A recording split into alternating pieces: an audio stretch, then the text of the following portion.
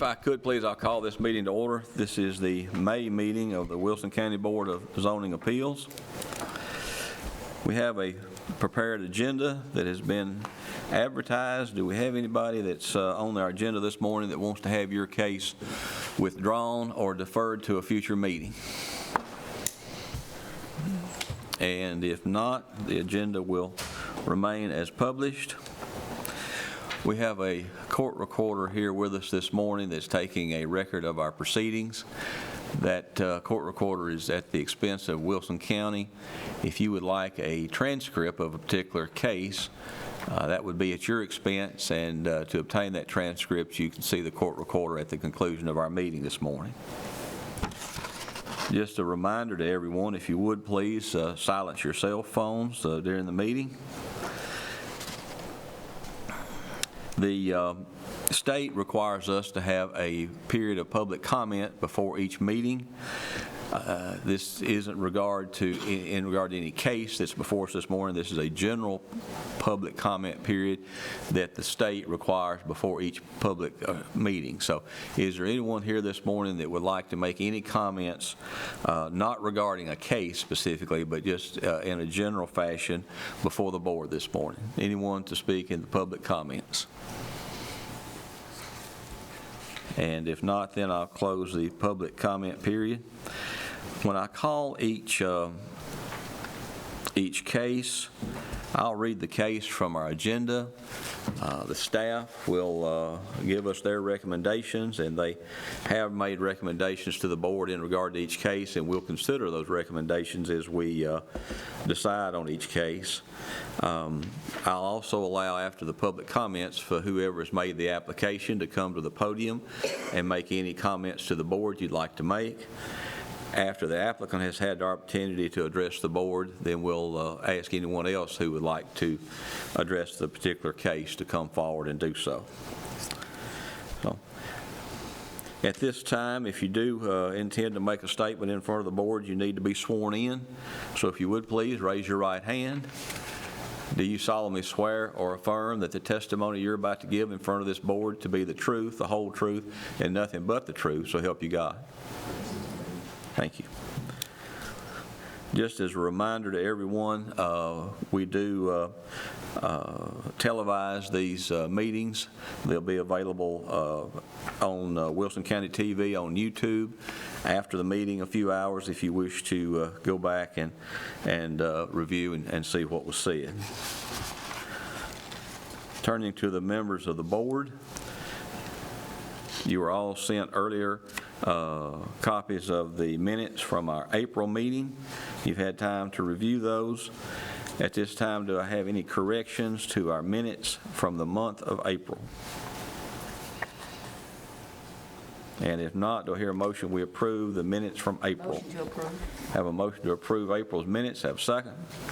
Second. Have a motion and second to approve the minutes from the month of April. Any discussion? And if not, all in favor vote aye.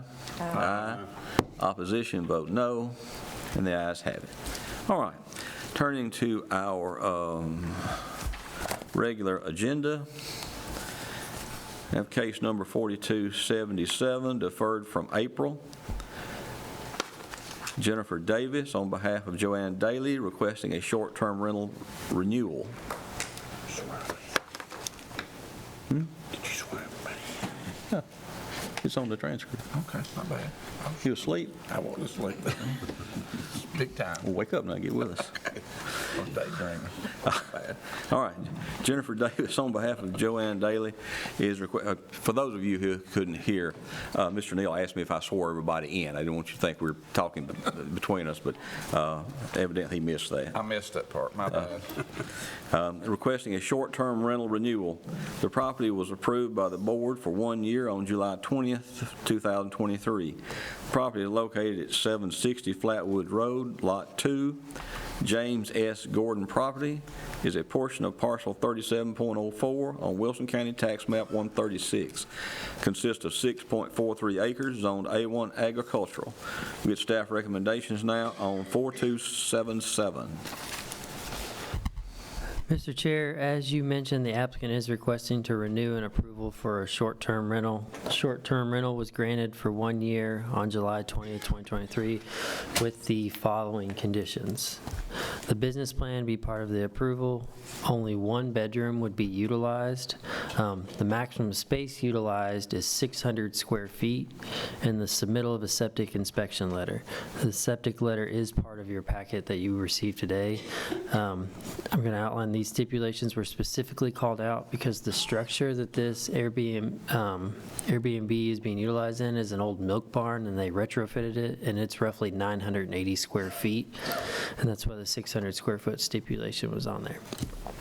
The use and amenities of the property have not changed, nor have there been any public complaints about the property to staff's knowledge. Septic records for the property have been submitted are in your packet.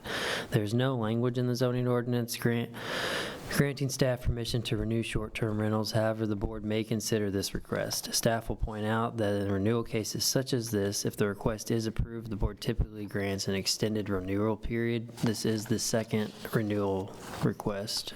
This is the first renewal request for this property. Okay, so the original approval was for a year? Yes, sir. 1 year. Christopher, come around the edge so I can see you a little bit. I want to see it when you. So the original approval was for a year, 1 year. and this is for the renewal for some other period of time. Yes, sir. Whatever you all delineate there. Okay, all right. Who's here to represent 4277? Jennifer Davis, Joanne Daly. Davis, I'm here. Yeah, would you like to come forward, ma'am? I can, if that's better. Well, we normally like people to come to the podium to speak, so that way everybody can hear. Perfect. Now, your name and address, please, for the record. Jennifer Davis, 107 Summer Lake Place. Okay, any statement you'd like to make to the board? I am coming in on behalf of Joanne Daly, who just acquired the property from her husband, who is deceased. The people who had previously used this as an Airbnb were at one time owners, and I think that is why they couldn't do the reapproval for it, is my understanding.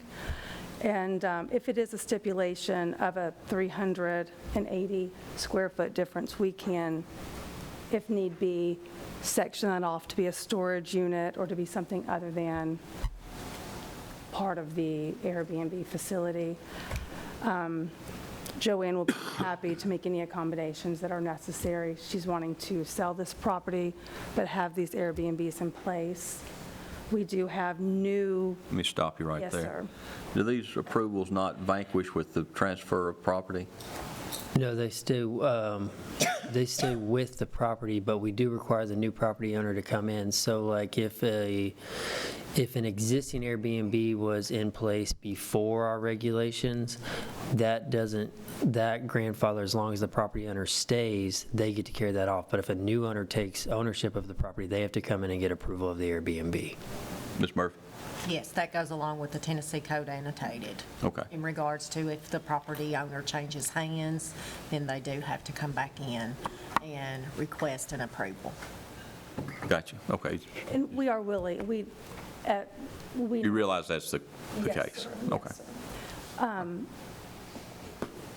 So that's where that, she's happy to do whatever it needs to be done to make sure that it can meet the approval necessary to move forward. And there will be new caretakers for the property as well. And I know that that is something that's needed for this today.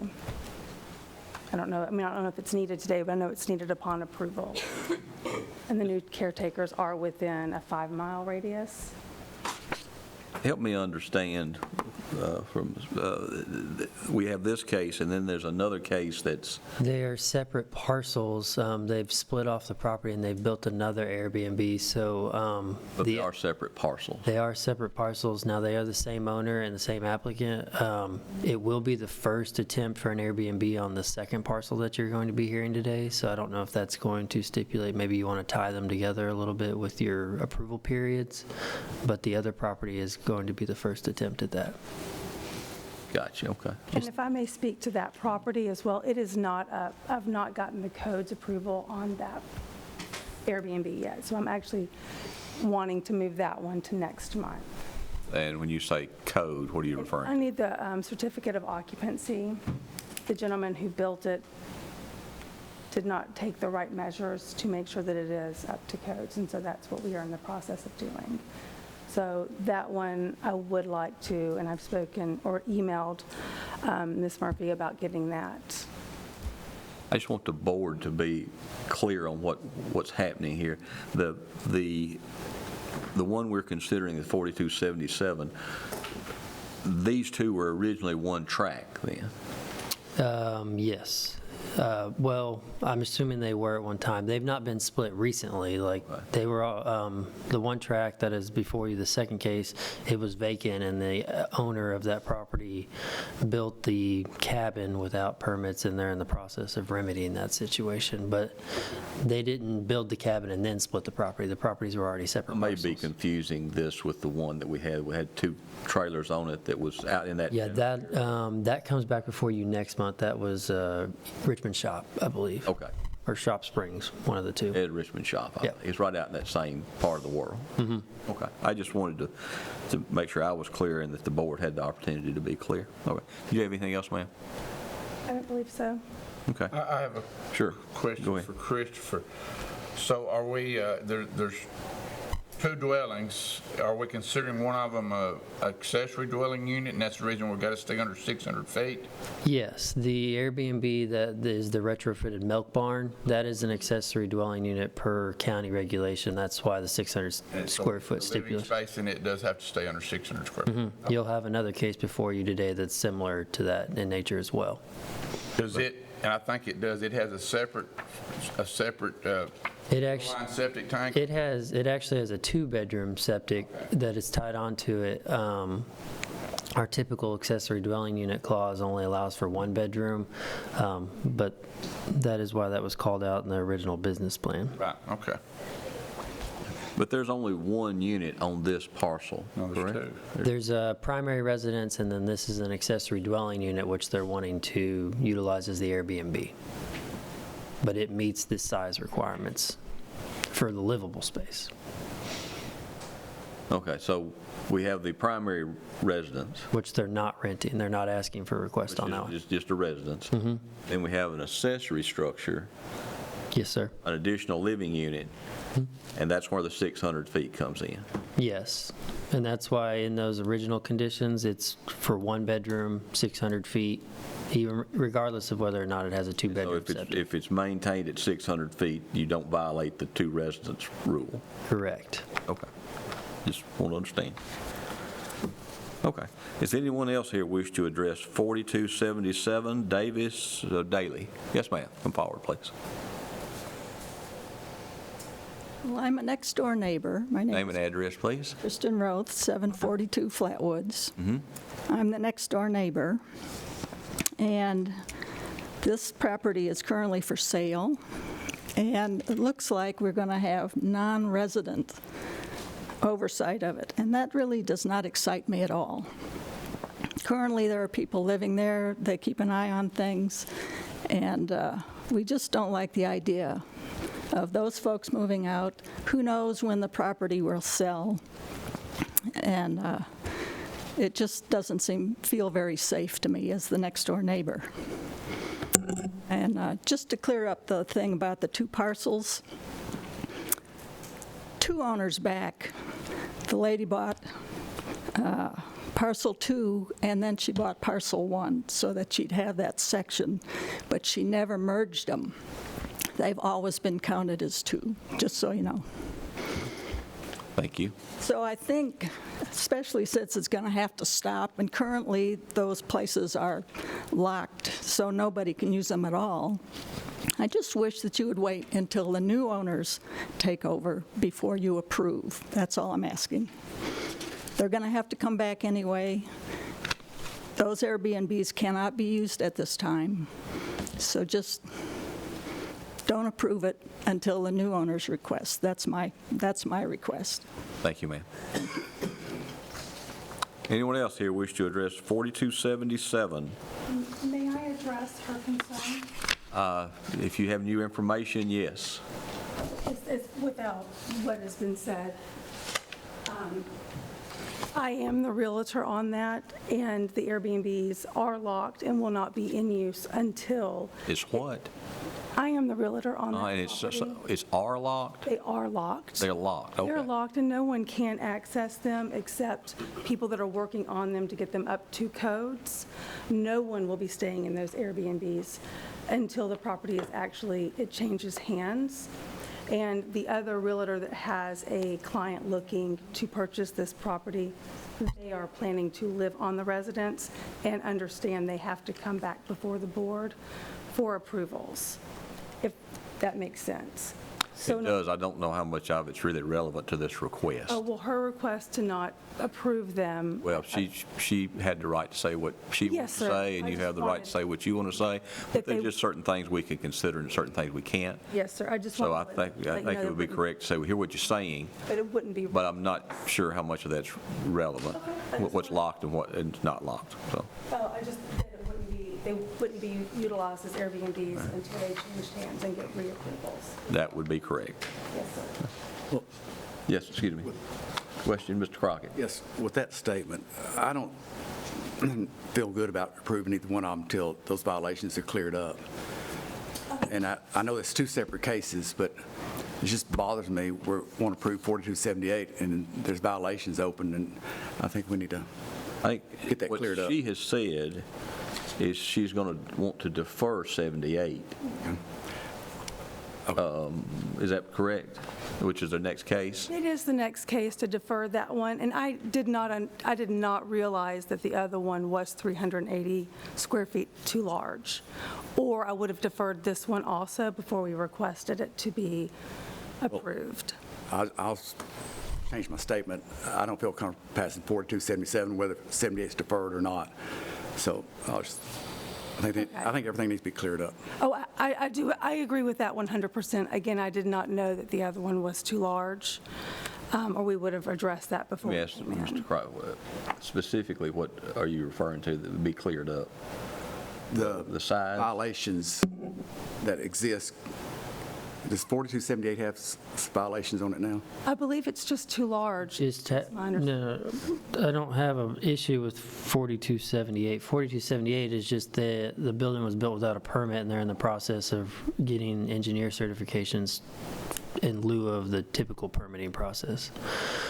They don't have a certificate of occupancy yet, which I wouldn't have been able to recommend approval on a structure. 78. On 78.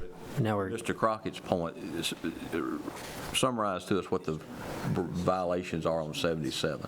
I don't have any current violations on 77. The original approval last in 2023, in 2023, that got it through.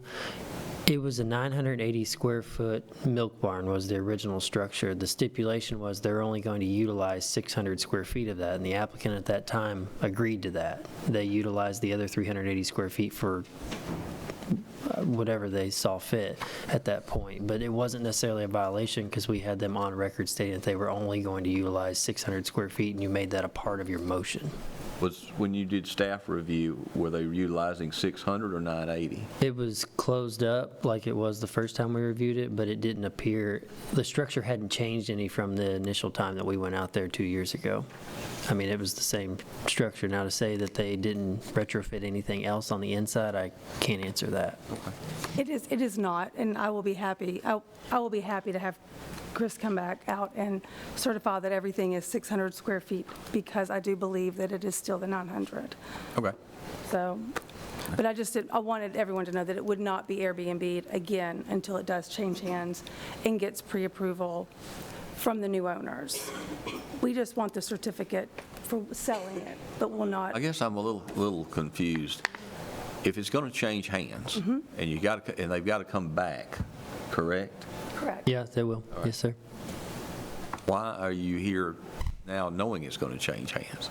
Well, so as a realtor, the reason I'm doing it is because then the people who buy it and live there will know that it can pass the approvals. It's already passed the codes to be, Can pass and will pass. are two different things. Okay. And that is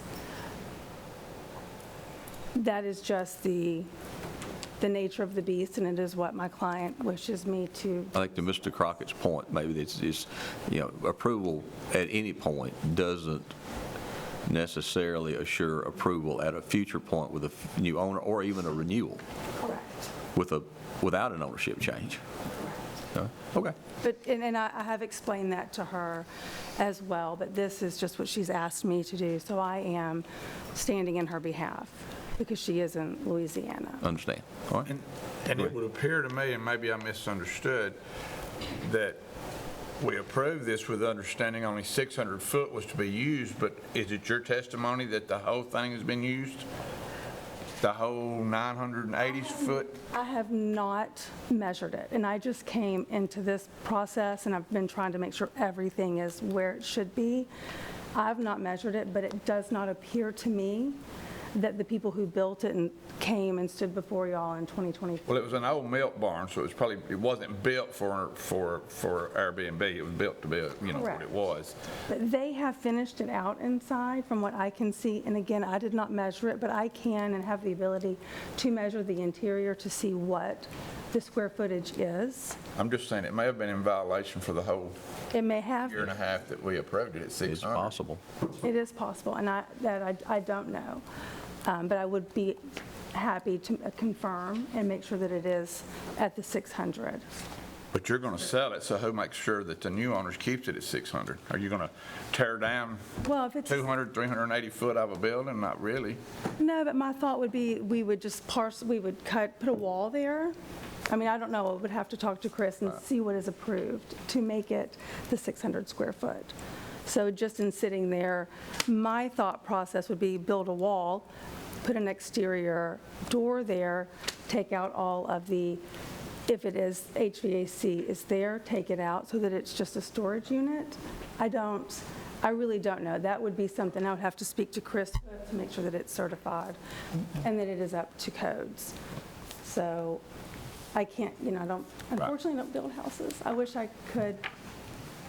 Okay, so the 600 square foot stipulation has to do with the living unit, and Christopher, if she decided she wanted to, or if anyone decided that, to comply, they could turn the other 280 square feet, 380, whatever it is, into a non-serviceable area.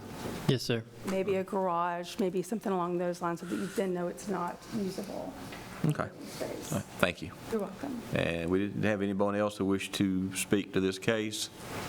And if not, then we'll close public comment on 4277 and turn to the board for further discussion or motion. I think for me, there's just way too many ifs. And what's going to happen, and it might be locked right now, but to be sitting empty and the new people have to come back in front of us for approval, that's hard for me. I'm very confused, and I don't like to be that way. Any other comments? To me, if it's sold, and we have this issue all the time about two residences on one piece of property, and they buy it, been approved for Airbnb, how do we know they're not going to have mama living in the part of it, in one building, family in the other? That's just, I'm not trying to make assumptions, but I just don't think it's a good idea. Exactly. New owners need to come to the board and see what their plans are going to be. Okay. In that regard, of course, what she was saying, and I sort of understand her point, but I understand y'all's point also. She's saying, I want to get this approved so that anyone who buys it knows it can go through the approval process. Now, on the other hand, it was approved previously, but evidently it was operated out of compliance with the approval for a few years. So it's been, it never has been brought back to the 600 foot we approved. So would it be, so if we deny this, then the future owner has the opportunity to come back Absolutely. with certification that they're at 600 feet. I think that would be something we would want to mention today, is if you come back, be sure you can certify that it's at 600 feet, and they could make application at a future date. Yes, sir. And that would be Christopher, that would be the only outstanding issue with this application at that point. It's On this one, yes, sir. oversize. I'm just, not to, before you all make a motion, if since she's selling the property, if you deny it, she can't come back until 6 months. So if that's the case and that's the direction we're going, I maybe mention offering her the option to withdraw the case. Okay.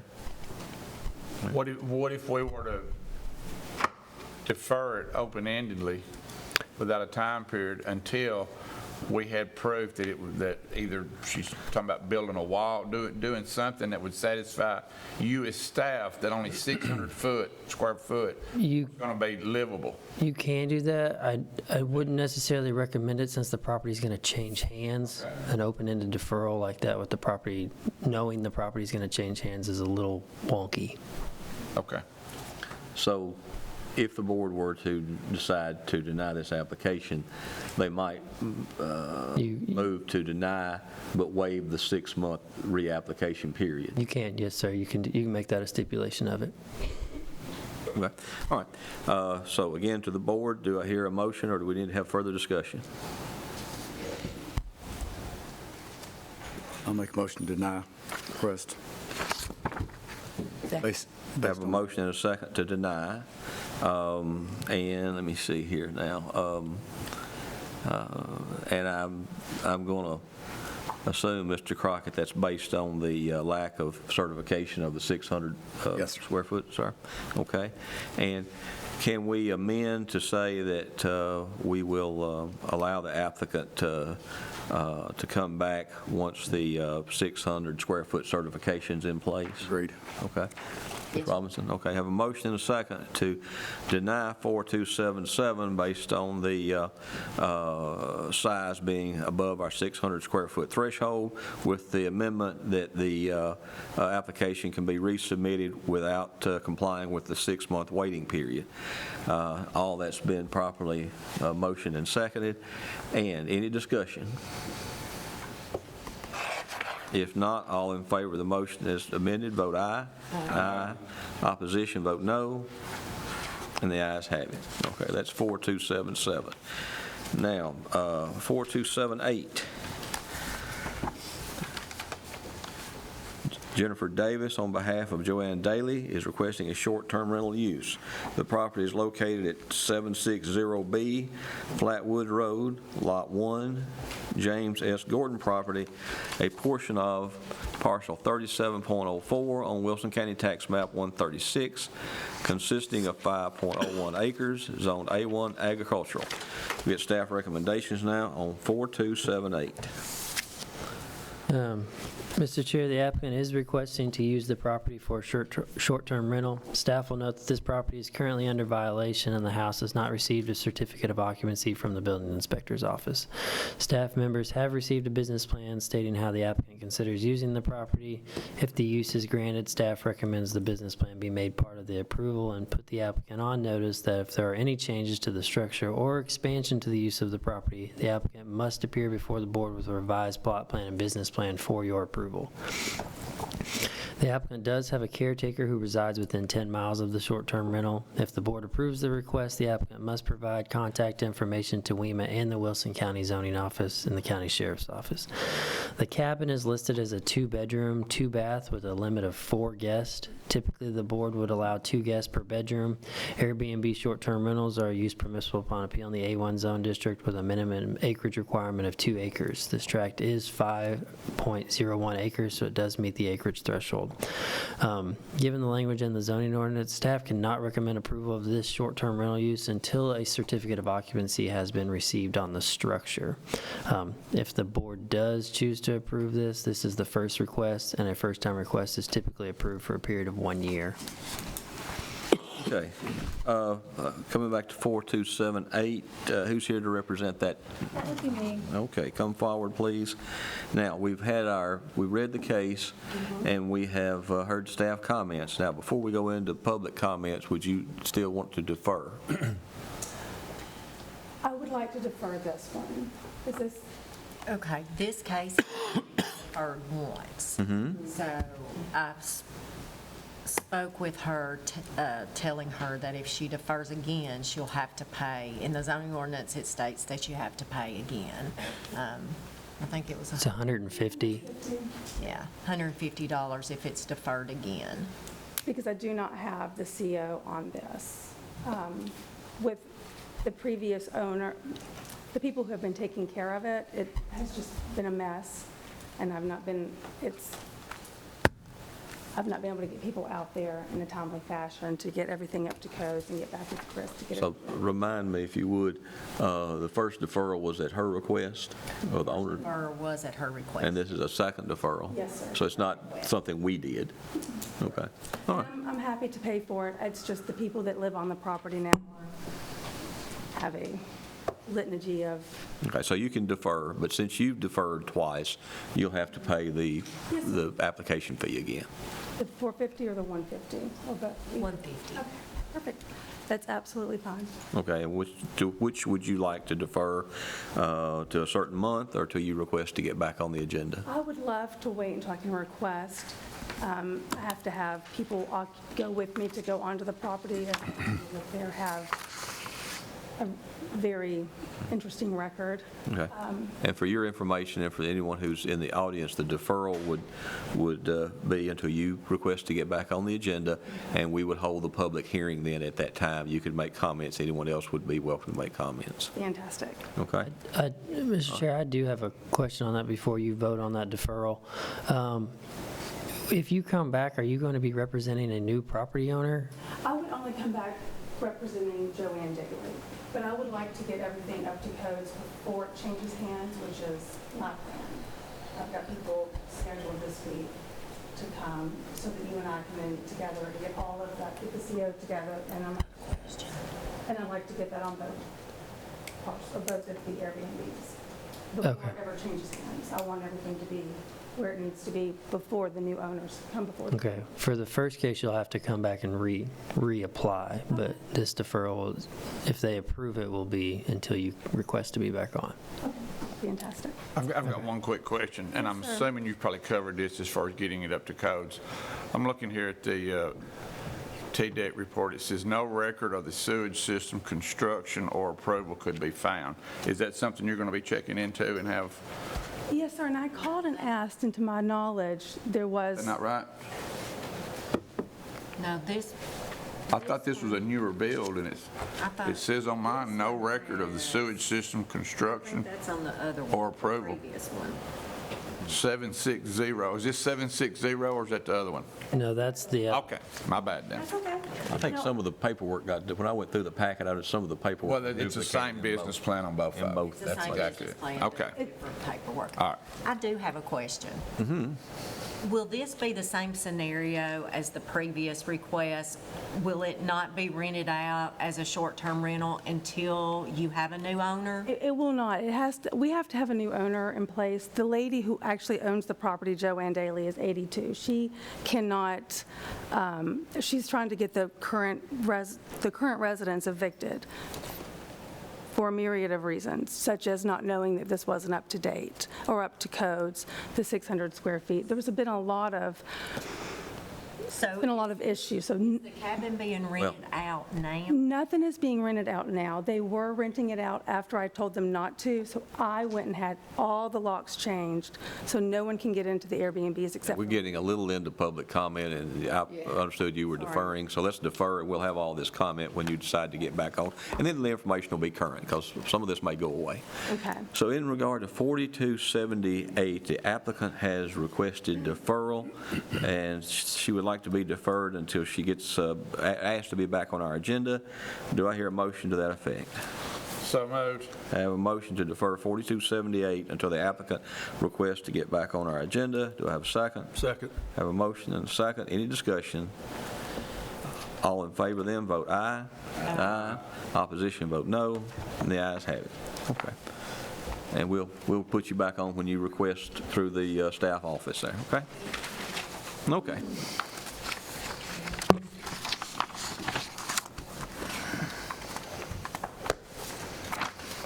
All right, our next case is case 4284 Jefferson Wall is requesting a variance of 3 feet 7 inches from the height requirement of 22 feet and a variance of 2,200 square feet from the size requirement of 2,000 square feet for an accessory structure.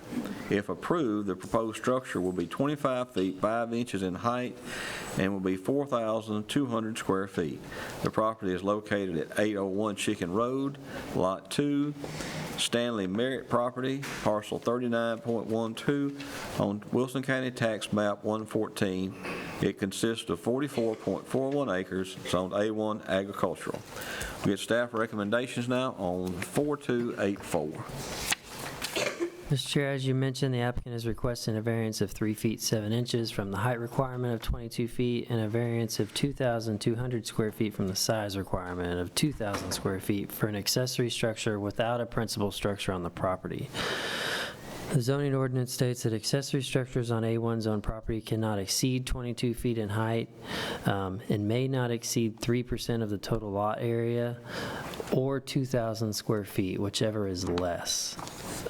Therefore, given the language in the zoning ordinance, staff cannot recommend approval of the size nor the height variance.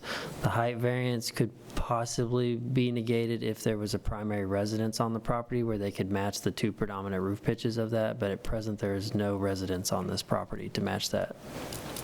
Well, would the size variance not go away also? The size variance would also go away at that time as well. So basically, a lot of this comes about from lack of a primary residence? Yes, sir. Okay.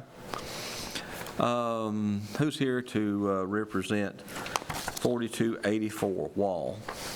I'm Jefferson Wall with 801 Chicken Road. I'd like to withdraw the size variance because I put forth the effort today to get the zoning stuff started for a house. Okay, so you want to withdraw your request for the size variance? Yes, sir. Okay. All right. And you still want to make application for the height variance? Yes, sir, please. Okay. Anything else you want to tell the board? No, sir. Okay. Board have any questions for the applicant? What would be the reason for needing the excessive height in the building? I wanted to get the walls tall enough to, if I had my little dump truck in there, to be able to raise it up and not have any trouble with any kind of height issues. And what do you do with your little dump truck? Is it a business truck or? It is, but it's not there most of the time. It's just if I had to service it or whatnot. All right. Other questions from the board? How far are you off the road with this? Looks like it's a pretty good distance. Yes, sir. It's about 1,000 feet, maybe 1,500. Don't you have about 40, almost 45 acres? Yes, ma'am. Okay, any other questions from the board? I got one. Yes, sir. So this will be a standalone building? There's nothing else on the property? Nothing yet. I'm planning on building a house. It's just as quick as I can get all the permits in order and get going. Okay. But there's nothing, it's just a vacant lot right now? Yes, sir. Okay. Any other questions from the board?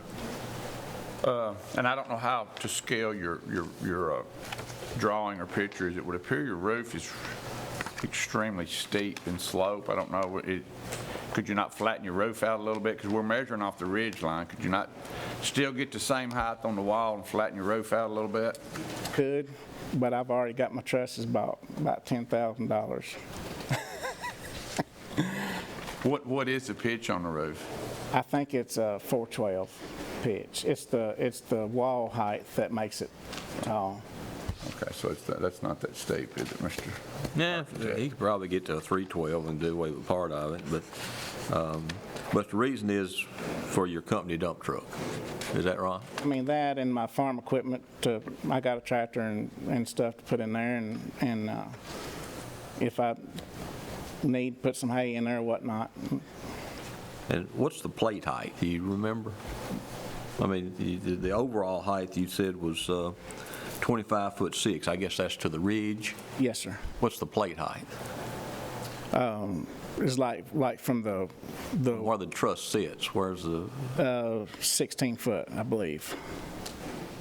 I know it is 16. 16 foot? Yes, sir. So you mentioned farm equipment and possibly hay, so that brings me up.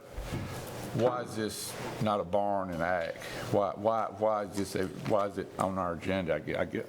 I can answer that. Yeah. Regardless of whether it's on ag and a barn for hay, we still have the height requirement in the zoning ordinance, and I'd still have to bring him before the board. I would say A1's exempt from a height requirement, barns are. I don't have anything in the zoning ordinance. That's not how it currently. State law exempts that on an agricultural What'd building. you have to say, Chris? I was like, we don't have anything in our current ordinance that exempts our A1 district from a height requirement. You're just stating as a state law for farming. Yeah, exactly. Barns are Agricultural exempt. buildings are exempt from county zoning. I would assume by state law, I'm not for sure. I get, depends on how you define agricultural building. Over 15 acres would put him, His property is on ag. right. His property is on Greenbelt.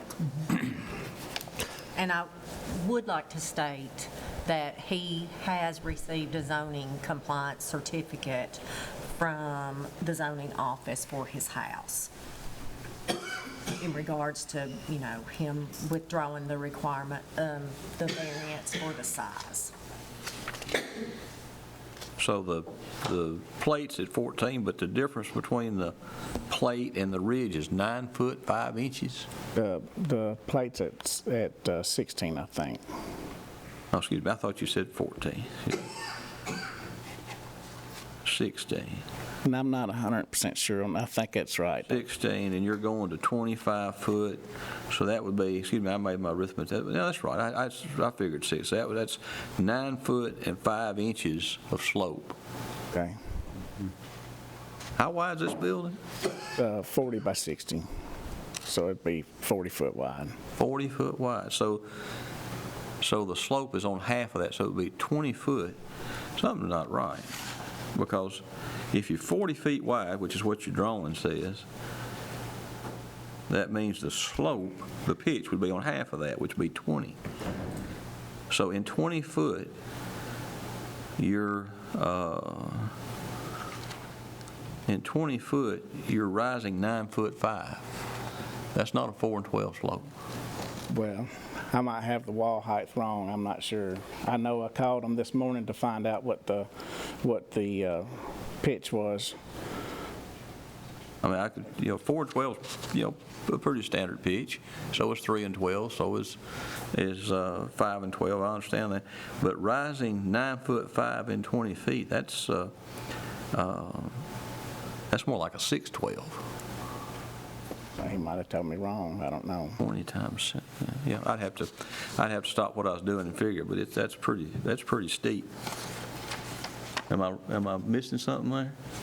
I mean, I am not a the con- width is 40 You're the feet. engineer. Not, I not understand here. what you're saying. There's 9 foot of slope and There's 9 foot of yeah, float and the 20 center foot of line. travel. Right. That's really steep. Right. And Huh. yeah. The height for the walls, or something. Yeah. I don't know. Something's not correct. Anyway, okay. The board have any other questions for the applicant? Anyone else here wish to address 4284, Mr. Wall? If not, I'll close public comment on 4284 and turn to the board for a motion or discussion. I'm going to make a motion that we approve. I have a motion to approve the request. Is there a second? I will second that, and could I add something to that? That based on the testimony the applicant gave, that it will be used for, could be used for storing farm equipment and hay. So there is an agricultural element to this, and it is in Greenbelt. And, okay, I have a motion, and it's been seconded and amended. You accept? Yes, sir. I will make another amendment that this will not be used for any commercial purpose. Accept that. What, I'm sorry? No commercial purpose. I agree with that, yes, sir. Okay, so we have a motion to approve the variance with 2 amendments properly seconded and accepted. Any further discussion? If not, all in favor vote aye. Aye. Opposition vote no, and I vote no. I can do that, Ken. Yes, yes, sir. All right, that's that one. Now we'll go to the next one. Our next case is 4285.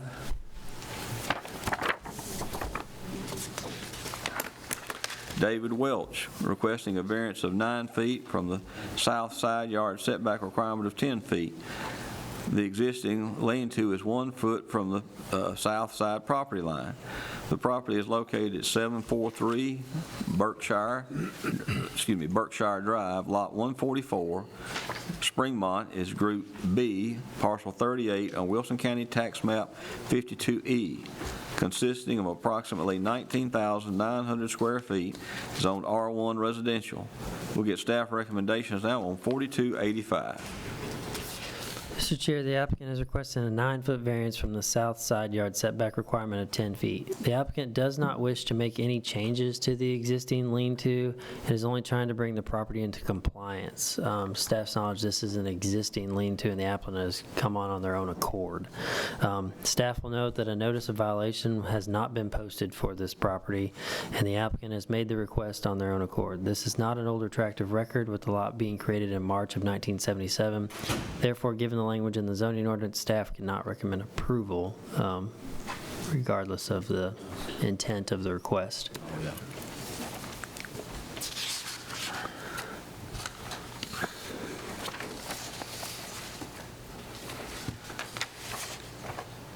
Okay. Who's here to represent 4285, David Welch? Yes, sir.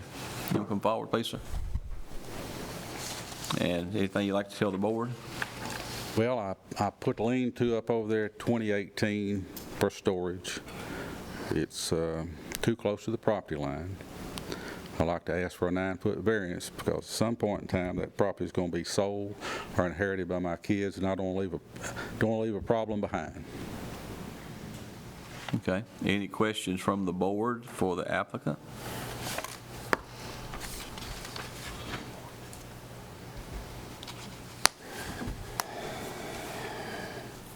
Okay. If not, does anyone else here wish to address 4285 Welch? Yes, sir. Come forward, please, sir.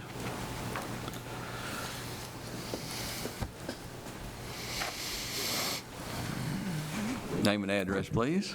Alfred Jones, 739 Berkshire Drive, Old Yes, Hickory, Tennessee. And what would you like to tell the board, sir? Okay.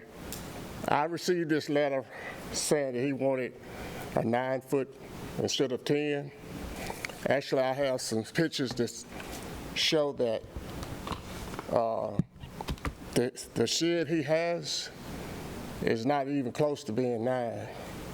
Also, he has a fence that he put up on my side that's been there for a long time. I have some pictures of the fence. Just to be clear, the request is, you know, the ordinance requires that the building be 10 foot back from the property line. It's not that because the fence is so close to the property. And his request is for a variance of 9 feet of the 10, so that it would allow the building to be a foot off the property line. That's the request that's in front of us. Okay, I have a picture of the building. Okay, yeah, we've got one too, but you're welcome to show yours. But we've got. But that shed is not 9 feet. He's wanting it to be 1 foot away from the property line. The shed is not 1 foot away from the property line. Is it across the property line? It's on his side, but it's still not 1 foot. How far would it be? It's right up against the fence. Right on it, okay. All right. And he put a fence there, excuse me. He put a fence there which is on my side of the property. I have pictures of what the fence looks like now. Well, let's see them.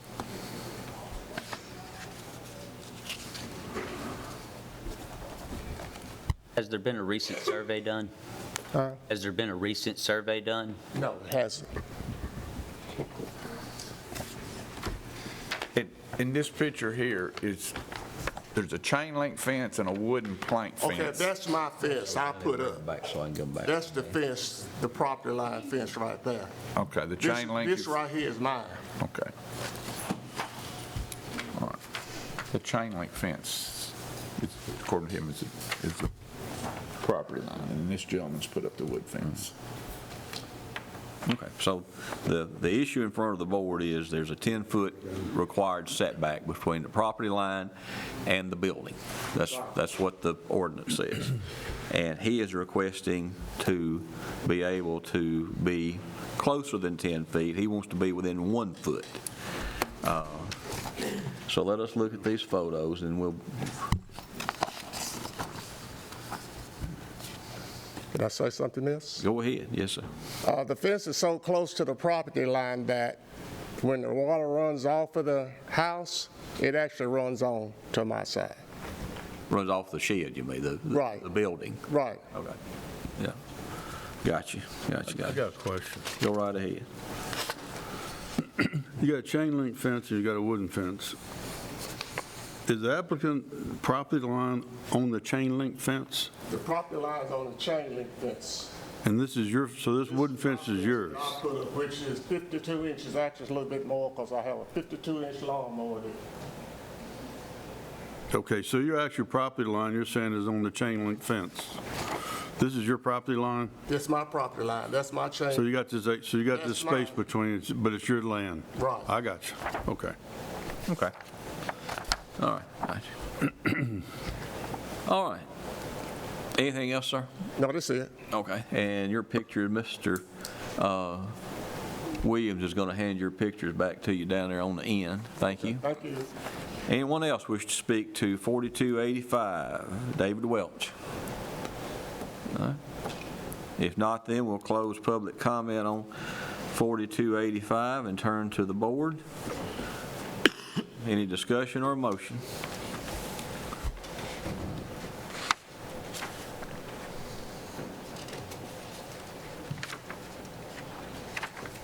I want to ask Mr. Welch, if I could, would you come back up here just for a moment, please?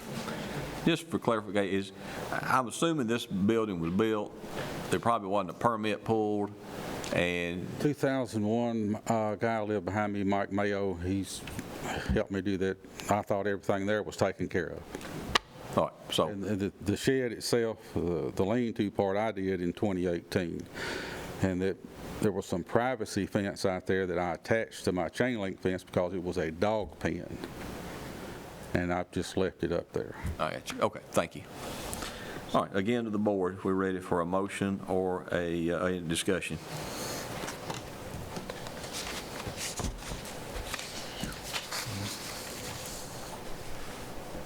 I think the board should consider denying this case based on... Let me hold up right there, Structure. Mr. Manning, just a minute. I'm afraid if you're not sitting as a board member, Yes, sir. I don't know that it's appropriate to make comments, you know, to Make a motion. the five, if one of them's not absent and you're not acting as a board member. I'm not sure that that's the case. Yeah, you will be the 5 sitting board members unless when I'm recused myself or whatever, one of the alternates would step in. Okay, so let's keep that amongst the bunch, so to speak. Okay, back to the board, if we could please, 4285, Mr. Welch, have a motion or any discussion? Mr. Chairman, I will move that we deny case 4285 based on staff recommendations and also based on testimony given.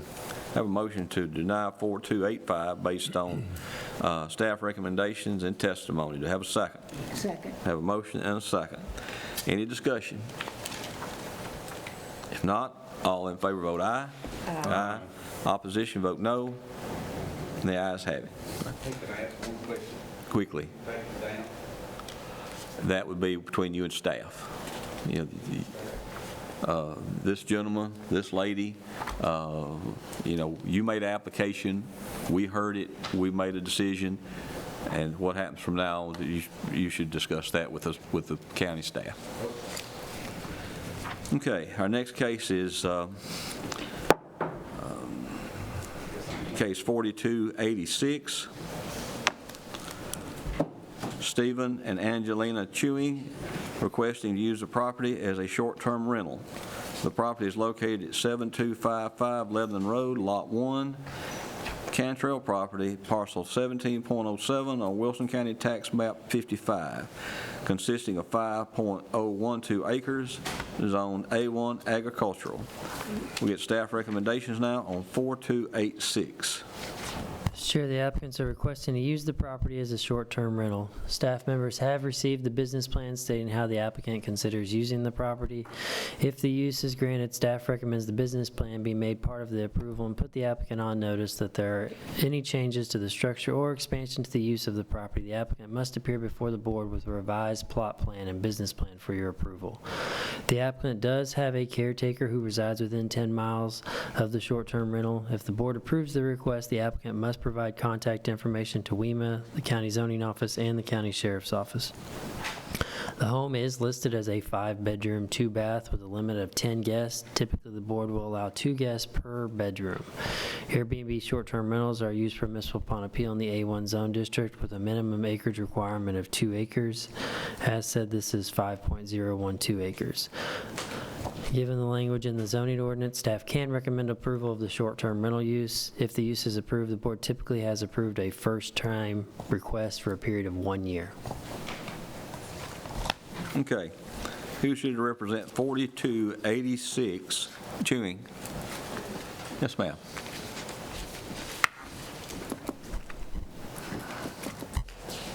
Good morning. Good morning.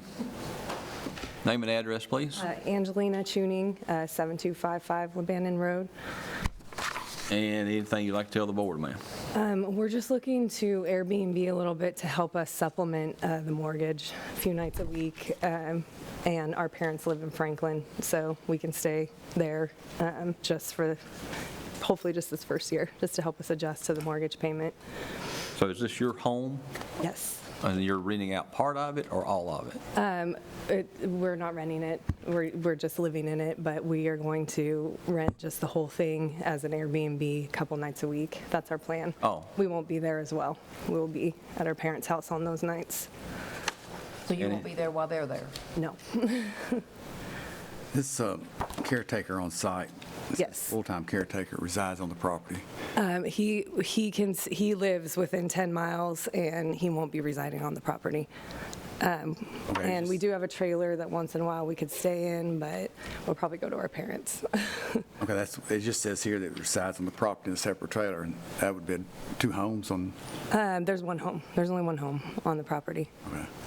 It's one beautiful home that we're trying to hold on to. What's the trailer used for? The trailer's not used. That's just when we travel back and forth. It's Is it a house trailer or a camper, or what is it? It's like you hook it onto your truck and pull it. Okay, so it's a camper. Yeah, it's a camper. Okay. What, the house is 5 bedrooms. Did it have a perk shop for 5 bedrooms? Yes. Seems like there's been some issues with all that. Has all that been taken care of? We have a lot of documentation about a septic failure. This was before we bought the house. We bought the house last August. Everything has been cleared, and it's in good order. We had to have when we moved, they had flooring. This is an older house, isn't it? It Probably is. built late 40s and early 50s. I think it's actually 20s. Yeah, it's been there for a minute. Okay. Any other questions from the board? And anyone else in the audience that wishes to address 4286? I do have a letter from the neighbor that was submitted as well. She wants us to be able to keep the property too. You can submit what you wish. It's your Yes. decision. Yeah, It's in the, okay. was it in there? I didn't see it. I got one question for her. Well, we've been provided, I'm assuming it came from you. Yes. It does say here, caretaker on site. A full-time caretaker resides on the property in a separate trailer. Are you saying that's not the case? That's not the case. We haven't had anybody move onto the property, and to my understanding, as long as he's within 10 miles, he doesn't have to. You're right, I've just questioned whether there's a trailer on the property with somebody I living think in it. this is what we were writing at, but we've since decided we don't want anybody to live on the property. Trailer, is it hooked up to sewer? No, no, And is it hooked up to electrical for any reason other than charging the battery? no, it is not. And you realize that if it were, that would be a problem? I do. I talked with Karen about this, and yes, Okay. I do. Okay. If no one else wishes to address this case, then if the board doesn't have any other questions, we will close public comment on 4286, and we're ready for a motion or any other discussion we need to have. What was the lot size? The lot size was Just over 5 acres. 5.012 acres. Okay.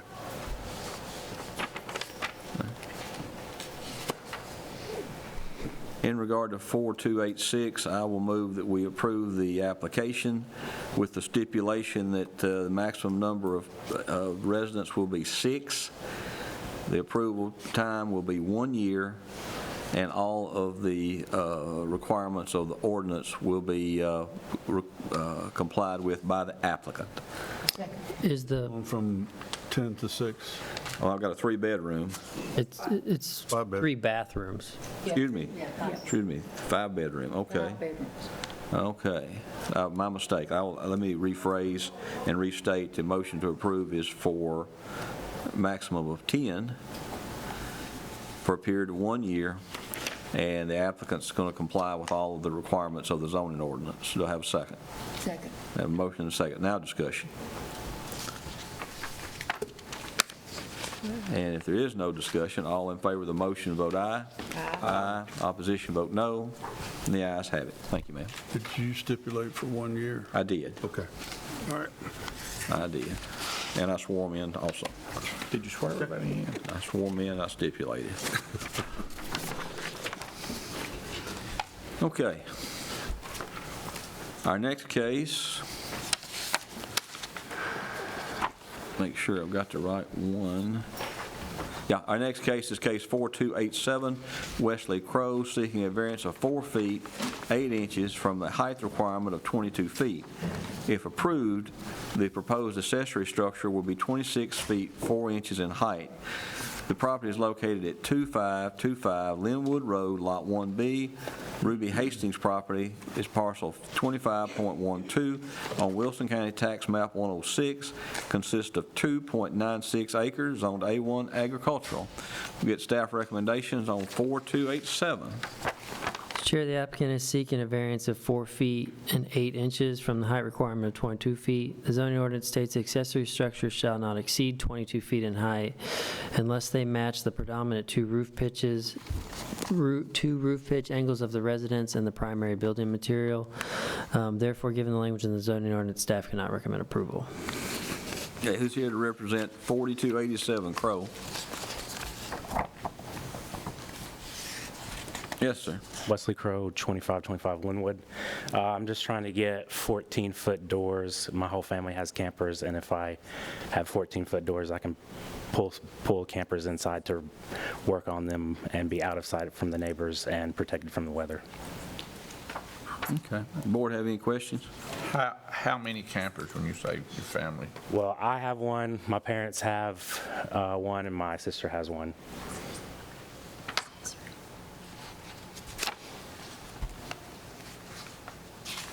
Okay. Anyone else here wish to speak to this case? 4287 Crowe.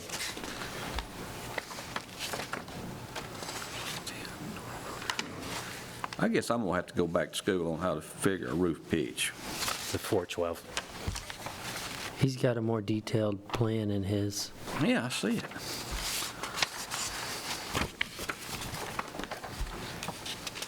Well, for example here, he's got it looks, Yeah, just be able to pull them in to work on it. His appears to be an 18-foot wall height and then an 8-foot 4-inch for the roof pitch, but his is over a 50-foot 8 foot 4 and 25 foot. Yes, sir.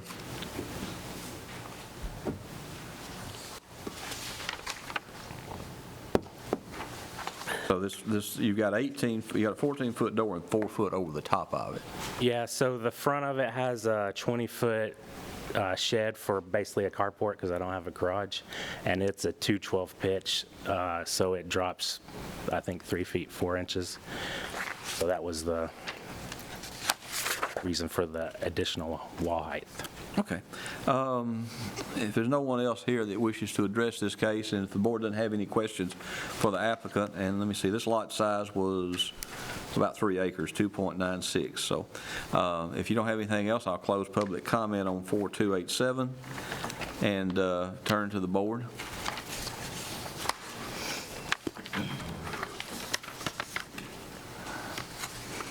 I'll make a motion we approve on staff recommendation.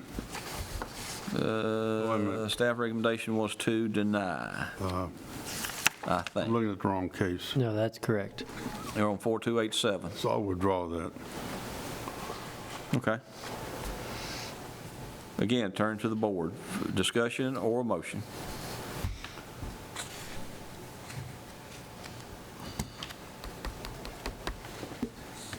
Let me ask a question real quick. Yes, sir. Chris, what's the harm, what damage is being done with us if we allow these variances of this type? I mean, It's just a precedent, I would assume, is the only thing. I mean, there's been the conversation on, well, I mean, this lot is only 2.5 acres, but there has been the conversation on whether or not revising that to allow additional height if you're more distance off a property line on larger lots. But as far as what I have in the zoning ordinance, I don't have a way to recommend approval of any sort of height variance unless you match the roof pitch of the home. these cases kind of pull at me. Well, I think the same question could be asked about any, or excuse me, not any, but a lot of the elements of the zoning ordinance. What harm is there? I understand. Well, it's the rules we've been given. I personally don't understand it exactly. I think maybe it's somewhat arbitrary, the 22 feet, but we were arbitrary at 18, and then we raised it, and the commission raised it. Yes, sir. Yeah, it was the commission. I mean, I can speak a little bit to that. I mean, when we make a zoning resolution, we have to write a resolution that fits all, is part of the issue. So, I mean, you have to think we're making a height regulation for not only people on 40-acre tracts, but it also has to accommodate people on half-acre tracts. So when you get on a half-acre tract and you approve a height variance of 4 or 6 feet, I mean, that's a significant height for your neighbor to look at when you're on tracts that small. Yeah, So, that may have come from a case we had down on Richmond Shop. that's where it stimulated from Had originally. a small lot, and he wanted a large building on it, and we had some discussion. I think they've ended up raising it to 22. But when we had the discussion, and I was involved in some of them, not all of them, but some of them, about the height, when Tom Brashear was here, with the discussion centered around, well, we have people and they want to put their camper in the building. Yes, sir.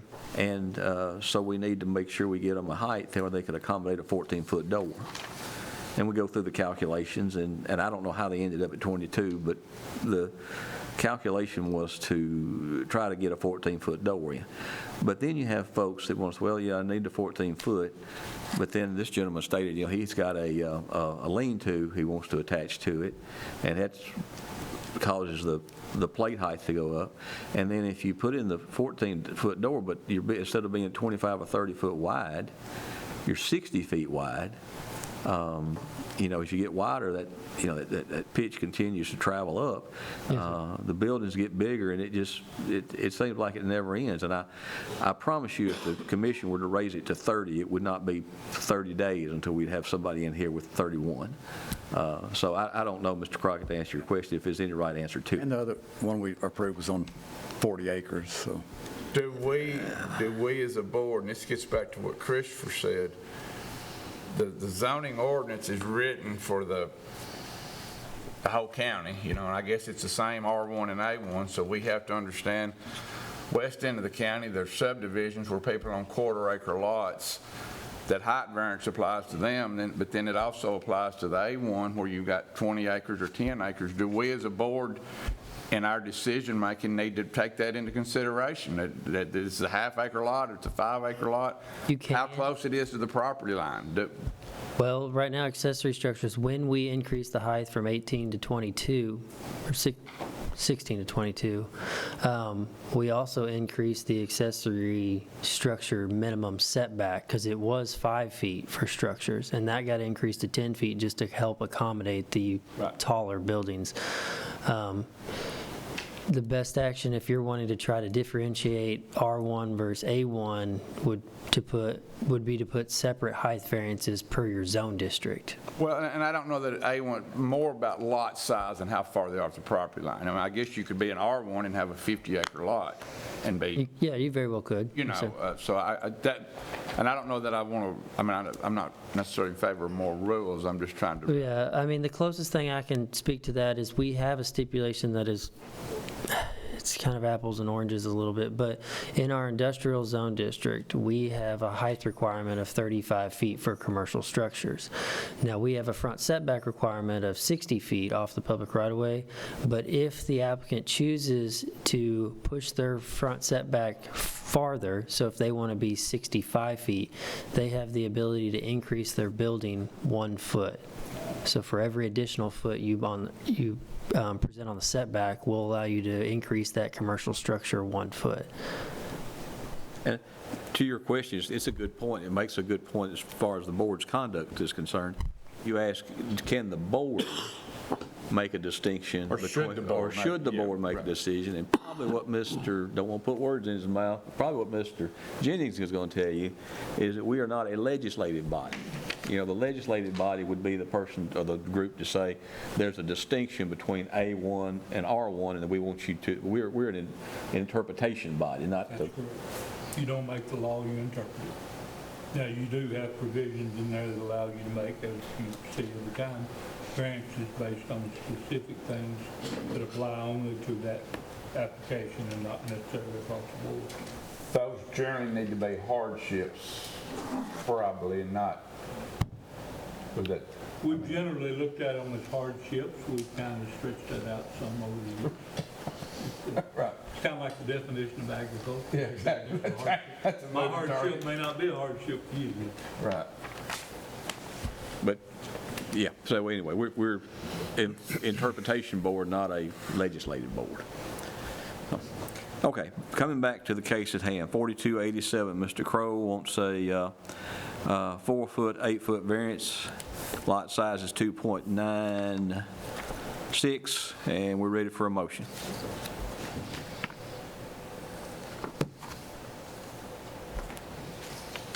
I'll make a motion to deny based on staff recommendations. I have a motion to deny 4287 based on staff recommendations. Do I have a second?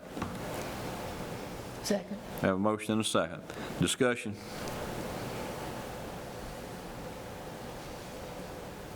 If none, all in favor of the motion, vote aye. Aye. Aye. Opposition, vote no. And the ayes have it. And the application is denied.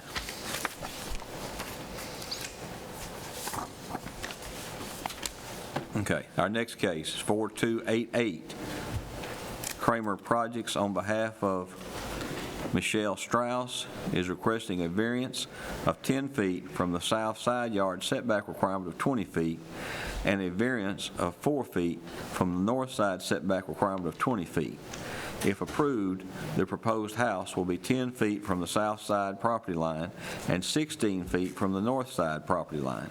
The property is located at 622 Terrence Hill Road, Lot 54. Terrence Hill is Group B, Parcel 11 on Wilson County Tax Map 54D. Consists of .5731 acres, zoned A1 agricultural. We'll get staff recommendations now on 4288. Mr. Chair, the applicant is requesting a 10-foot variance from the south side yard setback and a 4-foot variance from the north side yard setback of 20 feet. This is an older tract of record with the lot being created in July of 1973 at present. Therefore, given the language in the zoning ordinance, staff can recommend approval of this request. I do want to give you some additional points of information on this one. The applicant has a combination plat submitted that is combining 2 substandard lots that will make this a newer lot of record, but staff is reviewing this as a remedy to an existing situation. That combination plat was recorded yesterday. So this lot, in theory, was created in 2025. The 2 lots in question are the one highlighted in front of you, and then the tract directly to the east of that, which is a substandard landlocked tract, which you can see in the plat that was in your packet.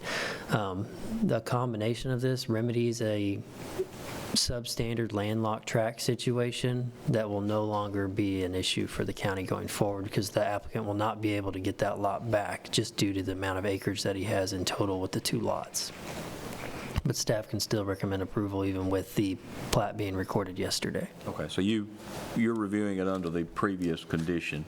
Well, my comments were written under the previous condition. I mean, as of yesterday, it is now a newer lot of record, but it's... But the application was... Yes, sir. Prior to... Yes, sir. Gotcha. Okay.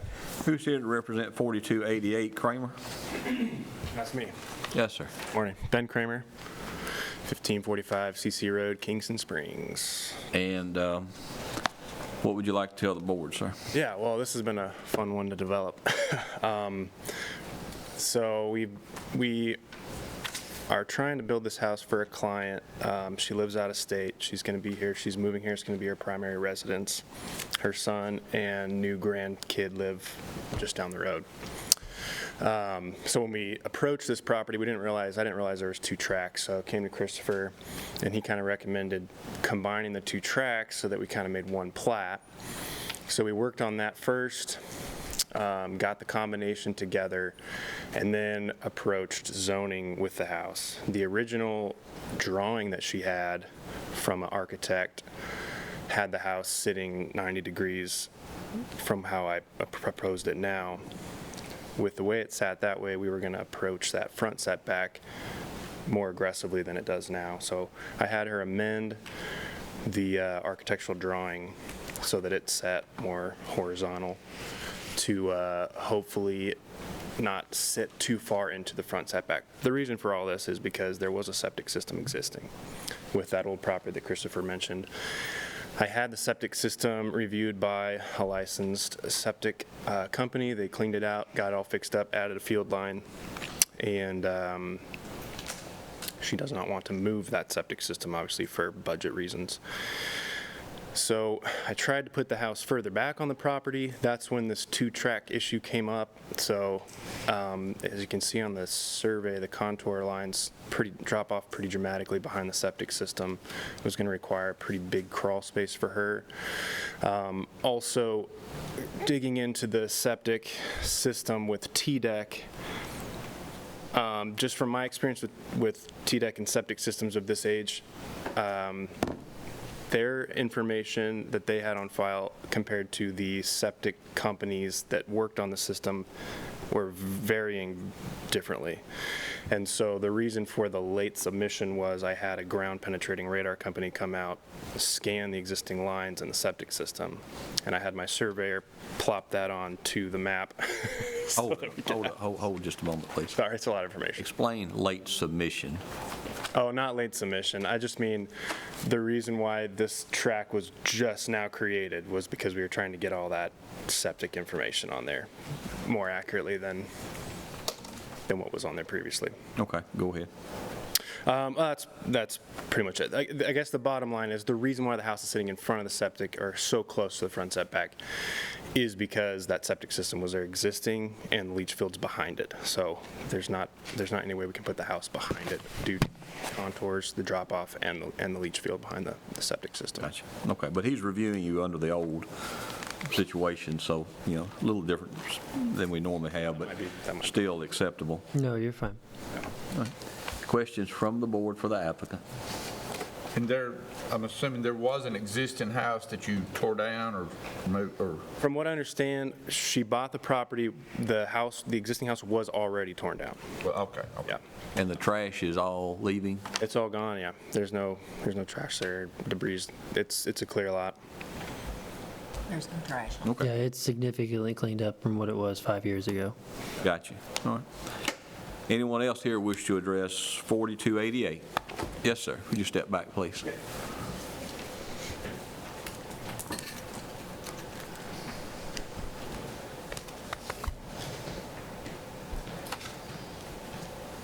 Yes, sir. My name is Joshua. I am the 620 Terrace Hill. Last name, please? Strickler. Strickler, okay. Go ahead. So I'm trying to see, how close to 620 is this new property trying to be built? How close? Let me see. You are? I'm the one that you see first with the white roof. Okay, you're on the bottom part of the It'd be 16 feet off the property line on the north side. Is there any kind of plans for this build that's being put in? We bought it and we're doing some work. I've cleared out to put a fence up, and I'm just wondering if there are any kind of plans for what this build looks like. I have the lot plan, which was recorded yesterday. Yes, sir.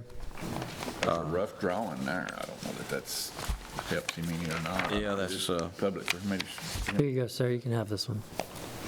It shows the proposed house as it sits on the lot. Yes, sir.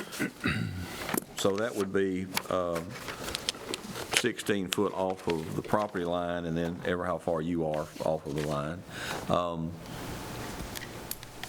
They get you a copy of that? Yes, sir. Okay. All right. It would be nice, man. I'd like to see that. Because we're doing some work there and changing it. So basically, I think, correct me if I'm wrong, Christopher, the side yard setback would be 20. The side, yeah, it's A1 is this, so the typical side yard is So 20. normally they would be 20, but they've worked around it. 4 feet. Yeah, basically. Understandable. Okay. I just wanted to make sure I got the information right with it. Well, I think It wasn't going to be closer than that, because I've already noticed how the shed is already beyond the marker. The shed that's on the existing property, well, that's an accessory structure. It doesn't have the There's same no- step back. No maintenance for it to be level or anything, it's just kind of sitting there. Well, that I can't answer to. That's So I just wonder, with what I already see, what's it going to look like in the future? No offense to you or your company, you know what I mean? I don't know for sure, but judging on that aerial from some time back, I would say it would be an improvement. Yes, sir. You know, because it seemed to be quite a bit of, I was there. I've been there for 3 years, so I watched the last property burn down. I got video of it. It was a pretty nasty spot. I'd say. So, but that's all I wanted to see, is if there was some kind of plans what the structure might look like, or how close it's going to exactly be. How close we have here. Yes, sir. But as far as the facade, it's not something we That's not something That's something we do can here. interpret. Understandable. Just wanted to make sure. Thank you. Okay. Anyone else wish to address 4288 Kramer Projects on behalf of Michelle Strauss? And if not, we'll close public hearing and turn to the board. Quick question, is the lot size like grandfathered in, the fact that it's a substandard lot size under today's zoning? Yeah, I mean, yes, it is grandfathered, and he would be able to get a building permit on this lot as it sits, just due to the age of the lot. It was created in '73. His lot is still going to be substandard, even with the combination plat, but in theory, it takes 2 substandard lots and turn them into 1, so that's one less issue the county has to deal with. But yes, I'm still honoring that. As he had a substandard lot, it's less substandard than it was, so he's tried to improve the situation. I'm not going to hold him accountable for that particular regulation when he's improved the existing situation. Thank you. Okay. All right, public comments closed in regard to 4288. Again, does the board have any other questions or to hear a motion? Make a motion that we approve based on staff recommendation. Have a motion to approve 4288 based on staff recommendations. Do I have a second? I'll second. I have a motion and a second. Discussion on the motion. There's no discussion. All in favor vote aye. Aye. Opposition vote no. The ayes have it. All right, been going for an hour and a half. We have 4 more cases that will probably take another hour or so. So I'll call a 10-minute recess, and we'll come back at 10:40. Have everybody's attention. We'll go back into session. Our next case is Michael Vallis, case 4289, requesting to use property for boat and recreational vehicle storage.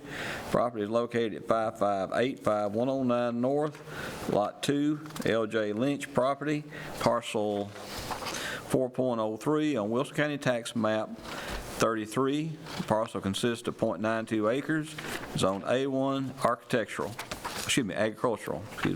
We'll get staff recommendations now on 4289. Mr. Chair, the applicant is requesting to use the property for a boat and recreational vehicle storage. RV and boat storage is not a permitted use, nor is it a listed use on appeal in the A1 zone district. Staff did meet with the applicant along with representatives from the City of Lebanon Planning Office to discuss potential options for this property. The property is located within the urban growth boundary of the City of Lebanon, and at that meeting it was determined that the city would not be favorable for a rezoning and annexation of this particular property. Staff will note that there is C3 commercial adjacent to this property, and Lebanon at the time of the meeting did not appear to have any issue with the use on appeal being granted if the board so chooses so. The applicant stated at the meeting that the property does not perk and cannot be deemed a buildable tract. If the board chooses to grant this request, they may consider including some or all commercial requirements in their approval. Given the language in the zoning ordinance, staff cannot recommend approval, but given the commercial corridor, this request would appear to have little adverse effect if some commercial standards were required for the property. I have been asked to add a comment in. If this particular case is approved, the applicant will need to get in touch with Daniel Cowan, the fire marshal, for safety standards for the storage unit. Okay, who's here to represent 4289 Vallis?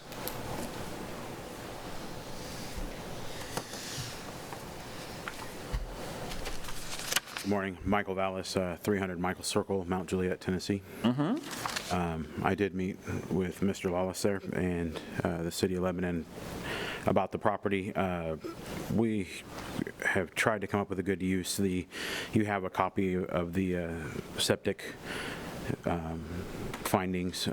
There was a home on the property at one point in time. There's an accessory structure there that would probably be removed. The home basically was destroyed to widen 109, so almost making the land kind of unusable at this point with no septic area or anything other than that. Looking in the area, there's really not many trailer, boat, RV storage properties. I was trying to find a way to use the property other than just letting it sit that would make it a little bit viable but low impact in the area in case the City of Lebanon did decide to rezone it or somebody decide to offer, to buy it as residential, with basically doing pavement in the center of the property and gravel on the outside where trailers would be parked, and along the front of the property. Looked into building a wall, a concrete wall. A concrete wall may work in like Christopher said, in some of the commercial aptitudes that you have to have and things that you have to do for commercial properties. That may be beneficial, but then most of the things that would be behind the wall would still be visible from the highway. So either that or trees, a natural barrier of trees be planted to block the view from the front. The property would have to be fenced for safety and enclosure reasons, and a gate put on the front of it there. I don't know what the fire marshal sees here, but would require. I have no problems complying with that. As far as covered structure go, I didn't want to have it enclosed. I only wanted to have a top cover over any of the RVs or boats that are there on part of the property. The board have questions for the applicant? Mr. Lawless, the city, you said it's in their planning zone, It's in their planning region. but it's still in the county, correct? Yes, sir. Yep. And the county commission would be the legislative body that would be involved in any rezoning, correct? Yeah, they'd be the final decision. The recommending body would be the Lebanon Planning Commission. Got you, okay. Yep. Questions from the board for the applicant? Have you thought or anything, and you may have mentioned it in your comments, about trying to have it rezoned commercial? Yes. Have you checked into that at all? Yes, I have. Initially, when I purchased the property last year, I did look into rezoning it commercial, and the major problem with that is with the sewage on the property. There's not a good place to they wanted, if it's a septic system, they wanted to have an outside company come in, or outside city, I think it was Mount Juliet, would have to come and monitor the septic system, that it doesn't have oil or anything going down the drain. Because I own an automotive shop out in Smith County. I thought this would be kind of a nice place to put that, and that kind of went by the wayside when the sewer issue came up, because it can't have a septic in the property at this point anyway. The next recommendation was, or the next option was, essentially to pay to have a sewer line hooked up at the closest subdivision, which is on the opposite side of 109 and a little over 1,000 feet line of sight. It's somewhere around, I think it was $110 a linear foot, plus whatever other fees that go into that. So not inclined to pay $1 million for a septic or a sewer pipe, so that's kind of out of the ballgame at this point. So to get it rezoned commercial, he would have to have public sewer. Is that what He would, yeah, we have a public sewer requirement if he got it rezoned to commercial, or he'd have to come back to this board and get a waiver from that. From the public sewer requirement? From the public sewer requirement. So this is not an allowed use in the current zone? Correct. Okay. Other questions from the board?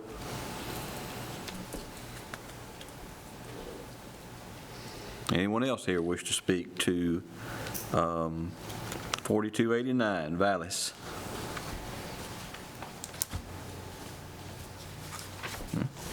If not, I'll close the public hearing and turn to the board for motion or discussion. I will make a motion that we deny this per staff recommendation, but also because it's not permitted use. Have a motion to deny 4289 based on staff recommendations. It's not a permitted use in the zone. Do I have a second? I'll second it. I have a motion and a second. Now, discussion on the motion to deny. If there is no discussion, all in favor vote aye. Aye. Opposition vote no. And the ayes have it. Thank you for coming.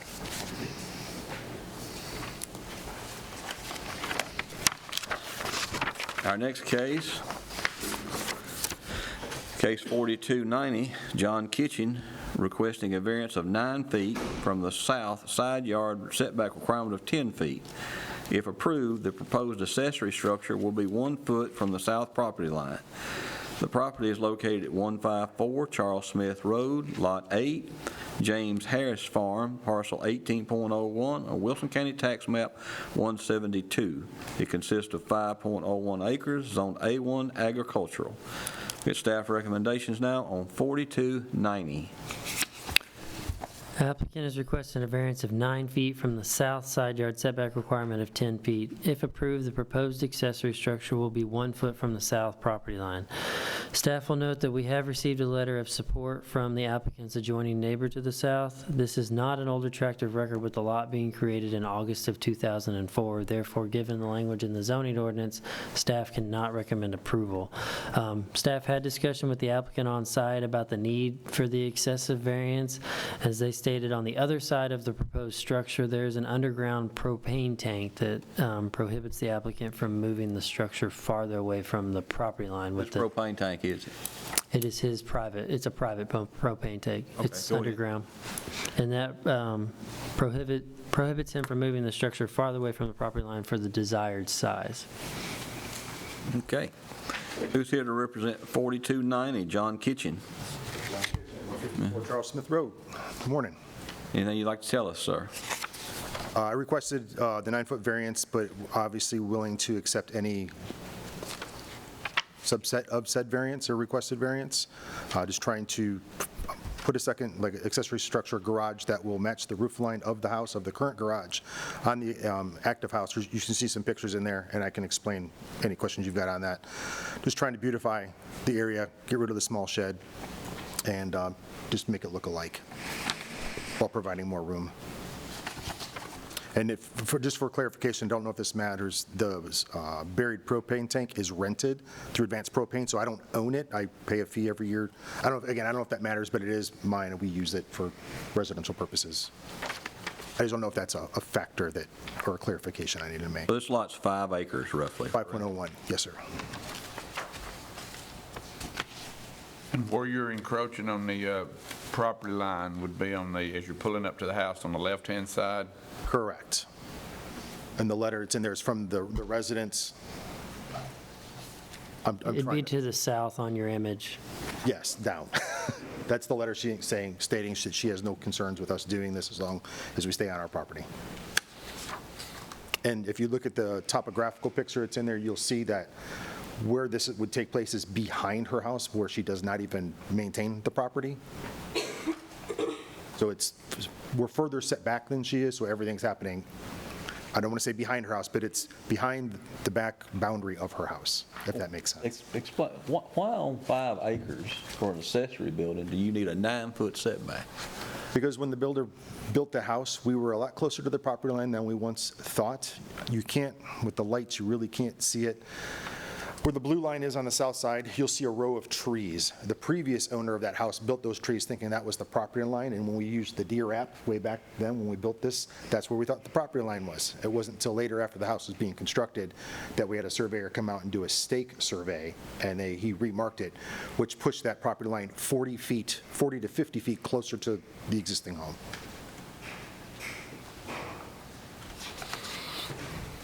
So we thought we had another 40 or 50 feet, then we learned after we built the house that we didn't.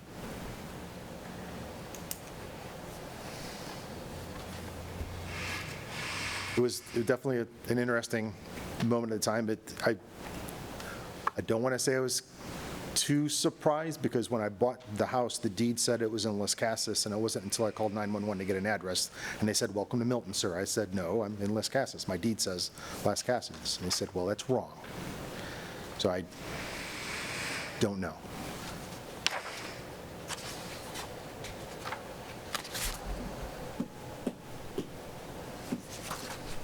Okay. Board have any questions for the applicant? Roughly, what, I'm sure it's in here, I'm not really, what were the dimensions of? 20 by 25. So it'd be a 20-foot front, 25-foot depth. And the material. It's not attached to the existing house? Correct. It's an accessory? It would, where that shed is there now, it would replace that. That shed would go away, and the garage would go there. And the materials would match what's on the house. How far away from the existing house will it be? 20, 30 feet. I don't know the exact measure. I don't know if I can look at that brick wall. And if you moved it closer to the existing house, it would lessen your... What would happen if you don't get the variance? I can't build a garage. Or I'd have to rip down the retaining wall, the electrical in it, remove the propane tank, move it closer to my house, which I'm not thrilled about. So the propane tank is between the garage and the house? Correct. If you look at the first picture, that's why I'm looking at my phone, sorry. You'll see a little black thing sitting in the grass. That's the center of it, and it goes out roughly 2 to 3 feet on each side. It's a 250-gallon propane tank.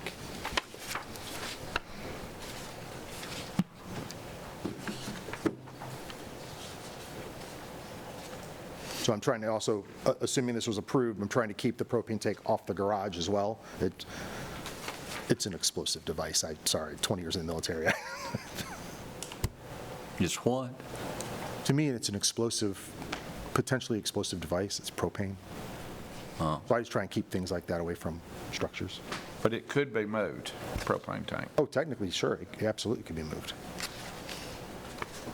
I have no idea. These are all, what you're telling us, these are all financial hardships on you.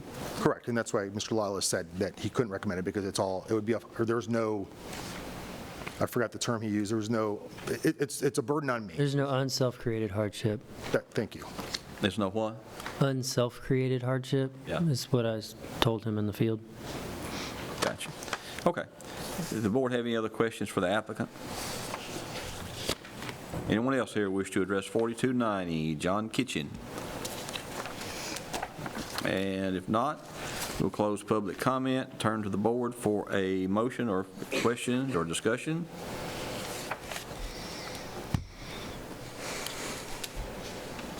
Mr. Chairman, I will move that we deny case 4290 based on staff recommendation and the fact that the variance is quite excessive, and based on the size of the lot, there appears to be adequate room for other solutions. I have a motion to deny 4290 based on staff recommendations and other factors as noted. Do I have a second? I'll second. I have a motion and a second to deny 4290. Now, discussion on the motion. And if there's no discussion, all in favor vote aye. Aye. Opposition vote no. And the ayes have it. Thank you for coming, sir. All right, our next case is 4291. Gordon Lemon is requesting to use the existing barn as a short-term rental. Property is located at 576 Rocky Valley Road, parcel 41.11 on Wilson County Tax Map 103. Consists of 5.02 acres, zoned A1 agricultural.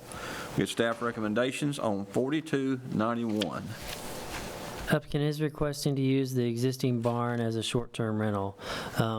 The portion of the barn in question that has been retrofitted is roughly 590 square feet, and we did, the applicant was on site when we did our field review, so that is staff's measurement. We were allowed inside the structure, and we came up with the 590 square feet per our measurements. As there is a primary residence on the property, this is a short-term rental request for an ADU. Staff members have received a business plan stating how the applicant considers using the property.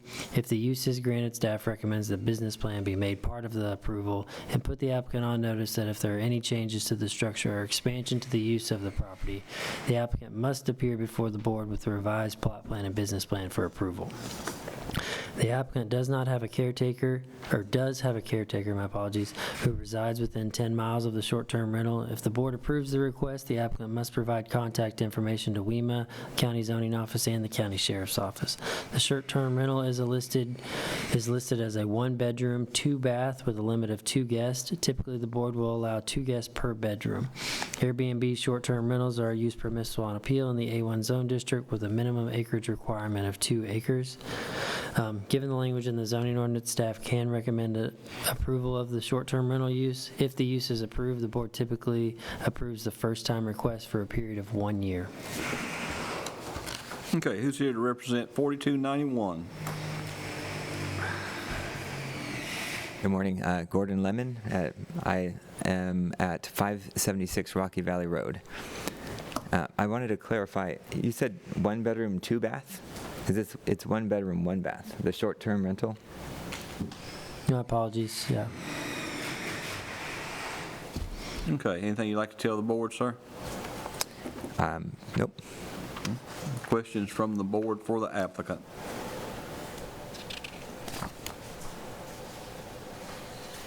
So this is an apartment that looks like in the existing barn, is that correct? Yes, my wife and I bought this, we just moved here recently, less than a month ago. And we should have done our homework, but we were under the assumption that it was we were sold it as like it's an income producing property. There's an Airbnb on the property, and we've been, the previous owners were saying, you know, we've had all this income for the last so many years. But then when I moved here, I realized I needed to get approval to actually use it for this purpose. So that's why I'm here today.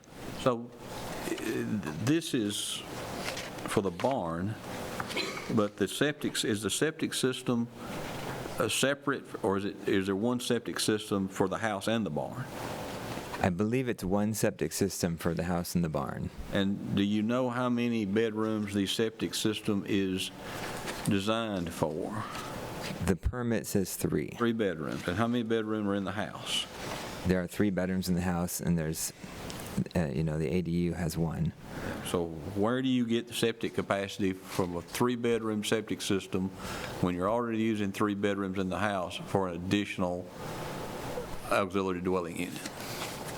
Well, I don't know exactly what is required of me, but I did pay for the state engineer to come out and look at it, and he wrote that letter that basically says he didn't see any effluent on the property, and it had been used, it has been used for this purpose, and he didn't see any effluent on the property. So basically, it's... Well, my point is we normally allow 2 guests per approved bedroom, but you're already tied up all of your capacity in the house, with the house. How many, excuse me. Go ahead. How many people live in the house? 5. Me and my wife and our 3 kids.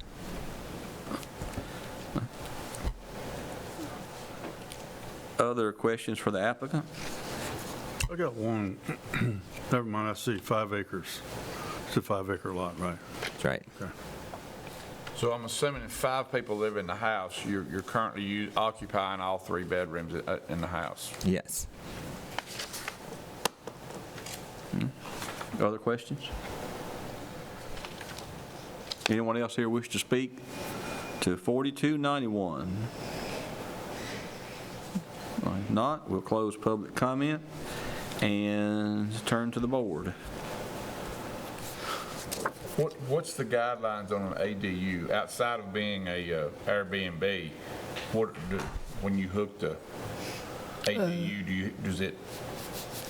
Are you talking about like the existing house? You have to have soils for that, or I mean? You're supposed to have soils for it if you hook it to your existing system, which would, I'm not a contractor, but I believe that would be adding additional fill lines in approved dirt. Or you can have a separate 1-bedroom septic system installed for the ADU on its own. Did I cover that correctly? Yeah, I think that's correct. Yeah, okay. Based on septic, it's just not allowed. That would be where I would be. Yeah, your system is at capacity. Yeah. And normally, if all the criteria is met, I wouldn't say we always approve these, but if all the criteria is met, we try to approve them, or we're obligated to almost approve. But here, we don't see the septic capacity being available, because you have a 3-bedroom perk and a 3-bedroom house. So adding anything else to it without additional work being done on the septic system would be overtaxing the system, at least on paper, which is all we have to go by. So, all right. So having turned to the board for a motion or discussion, do I have a motion in regard to 4291? I'll make a motion to deny. Have a motion to... Lack of approved septic system, if that's the correct verbiage. Yes, sir. In regard to 4291, I have a motion to deny based on the lack of adequate septic system. Do I have a second? Second. I have a motion and a second. Yes, sir. Is it possible to, I heard from some of the other cases, like, I don't know what the verbiage was, but to allow me a chance to come back after I get the septic fixed under the same application, or do I need to reapply? You're at defer until I can fix the septic problem, or? Well, technically, yes. We normally don't defer in cases where we don't have any idea when a person may be back. He has a right to withdraw, or does he? He has an absolute right to withdraw. What about the deferral? The deferral is at our option. Okay. But the right to withdraw is absolutely it is. But then he has to pay to get back on. Then he has to pay to get back. So it would be, if you want to request a deferral, we'll hear that request. If you want to withdraw, that's your absolute right. I see. Can I do both? I mean, no, you can't do both. Okay, I see. So if you deny, I can't reapply for 6 months, is that? If we deny it, you cannot apply for 6 months, and then only with new information. So after 6 months, if you had additional field lines, then that would be, I think, new information, and you could come back. And if I just withdraw, then I can just. If we withdraw, you just withdraw, just like you were never here. Okay, all right, very good. I guess I'll just withdraw my application for now and try to get it fixed and come back. So it's your, request to withdraw. Correct. In regard to case 4291, the applicant has requested withdrawal, and I move that we allow him to do so. And we're obligated to allow that, so I can get a second. You second. And all in favor, vote aye. Aye. You are withdrawn. Thank you. I'm not 100% sure on Robert's Rules of Order, but there was a motion that was made. I think you need to recant your motion just so there's not a motion that's not been voted on. Okay. And that was made by Mr. Crockett, so he'd need to be one to make that. Okay. Wow, I get into a little parliamentary procedure. Yeah, the way that went down is a little confusing. The applicant withdrew, so I would think that kills the motion that was on the floor, since there's no longer anything to consider. We just withdraw the motion. Well, if Mr. Crockett will withdraw the motion. Yeah, that would make me more comfortable, just so there's not one out there pending. Mr. Crockett has withdrawn his motion. Mr. Lawless, are you good? I am, yes, sir. Okay. All right, so that's 4291, and our next case is case 4292, Lois and Keith Neal requesting to place a temporary fireworks stand on R1 residential zone property. The property is located at 8515 Stewart's Ferry Pike, portion of Lot 6, Baskin property, parcel 42.05 on Wilson County Tax Map 116. Consists of 6.97 acres, zoned R1 residential. Get staff recommendations on 4292. Chair, the applicant is requesting to place a temporary fireworks stand on R1 residential zone property. The board has determined that fireworks sales are considered retail sales and similar in nature to a convenience market or roadside stand in past considerations. Retail sales of this nature and seasonal roadside stands are not a listed use in the or a use on appeal in the R1 zone district. When the board has granted approval of seasonal temporary fireworks stands, they have typically been granted for a period of 2 years, thus requiring the applicant to revisit the board if they wish to renew. Given the language in the zoning ordinance, staff cannot recommend approval of the temporary fireworks stands as we do not have any language for a roadside stand in the R1 district. Performing the field review, there was an RV on the property that was hooked up to the septic system. The applicant stated that they use this property for their weekends and live elsewhere during the week. There was a permit for a mobile home pulled in 2023, but that mobile home was never placed on the property. Having an RV on the property is utilized for a temporary situation while a home is being built with an active building permit. To staff's knowledge, the permit on this property is no longer active. Okay, who's here to represent 4292?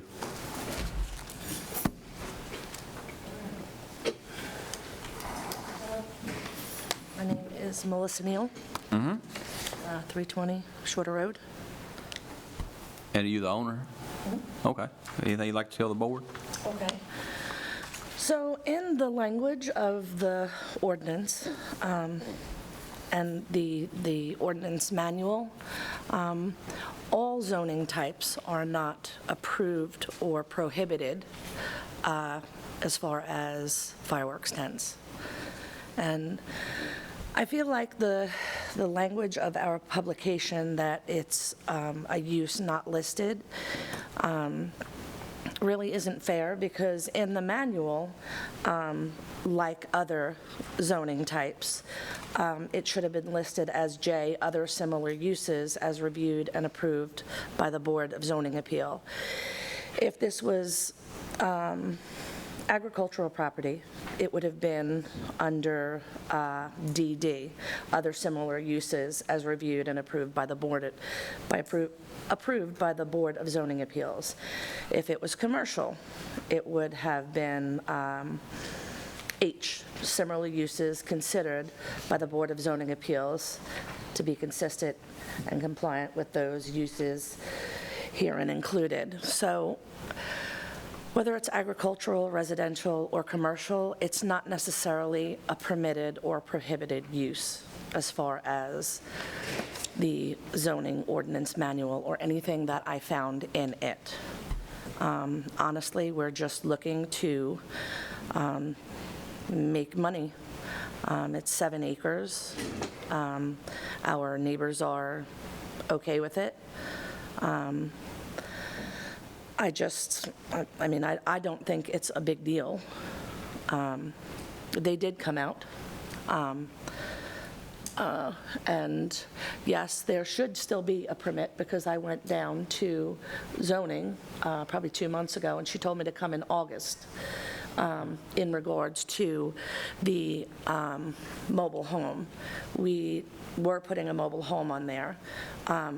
They did deliver it in February of last year, and they pulled it off of our property. They frauded us. So they sold us the home, we paid for it, we're still paying for it, and they frauded us out of it. They pulled it off our property and brought it to somebody else after leaving it on our property for a month. So we're in the midst of that as far as the camper. It's, like you said, temporary use because we're in the middle of this lawsuit, vacant property. We have a lot of stuff out there. And all we're really wanting to do is put the tent on the property for extra income. So this camper, you say this is something that's lived in or not lived in? Temporarily. We do stay there. We don't live there. We stay there But this from is, time to time because we've had stuff come up missing out there. You know, we had a house burn down in 2020, and in 2023, we started the process and purchased a manufactured home, thinking everything was okay when they were supposed to be delivering it. And of course, with, you know, people doing foundations and sewer and this and that and the other. So we were under the intent that it was just going to be a few weeks, and it has, like I said, they delivered it to our home. They took it off of our home. I've actually just subpoenaed and pulled a title for the home that should be on our property with our address and in somebody else's name. So that's why the camper's out there. Sometimes we do stay out there to protect what we have. Putting the tent out there, though. I want to finish the camper. Just need to finish that. I think, isn't there a time limit on how long you can leave a camper hooked up to? 2 weeks, I believe. Yeah, it's 2 weeks. It's 14 days. Yeah. Okay, so you've Then it been, has to be, But it can be disconnected, it can be reconnected. I mean, that's how it's going. It's how it has to go. okay. Go ahead with what you were saying. That's pretty much it, you know. Like I said, as far as the, you know, the ordinance, just like any other zoning type, it's not approved or prohibited. You have to come before the board, and there have been other instances where a tent has been approved on residential property. And we're not talking about like a Suggs Creek or Spence Creek where you're in, you know, a small piece of property. This is 7 acres. We have a lot of clearance from the road, from the back of the property, from our side neighbors. We have parking. We have all of that to be in line as any other zoning type. But the arguments you make, I mean, you could make that argument about any use in any zone. Yes, I'm just saying, the way it's published and presented is it's not a listed use. Well, it's not a listed use in commercial and agricultural either. Don't those sections also go on to say that uses prohibited, are those not specifically listed? I believe in all of them they do. I think it But under the ordinances for uses permissible on appeal, under this instance, it would have been J, other similar uses as reviewed and approved by the Board of Zoning Appeals. If it, like I said, if it was agricultural, it would have been DD, other similar uses as reviewed and approved by the Board of Zoning Appeals. If it was commercial, it would have been, it wouldn't have been not listed, because under each of them, it's not a listed use. Under, if it's commercial, agricultural, or residential, it's not a listed use under any of them.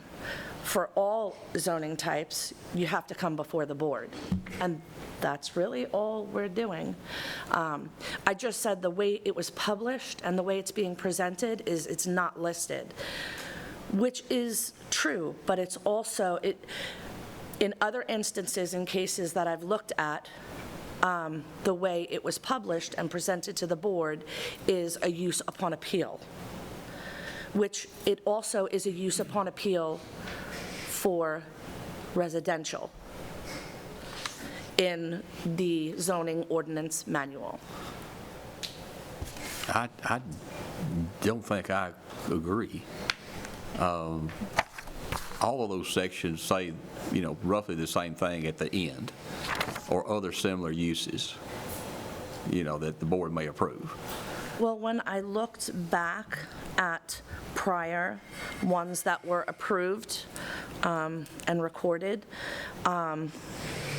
such as agricultural, it says uses permissible on appeal, and then you would go down to DD. There is a not listed within those, within that section, The yes. board does have that authority. But when those are being presented and published, they're being presented and published under DD, other similar uses as reviewed and approved by the Board of Zoning, which would kind of be in line with residential, seeing that fireworks tents previously have been approved on residential.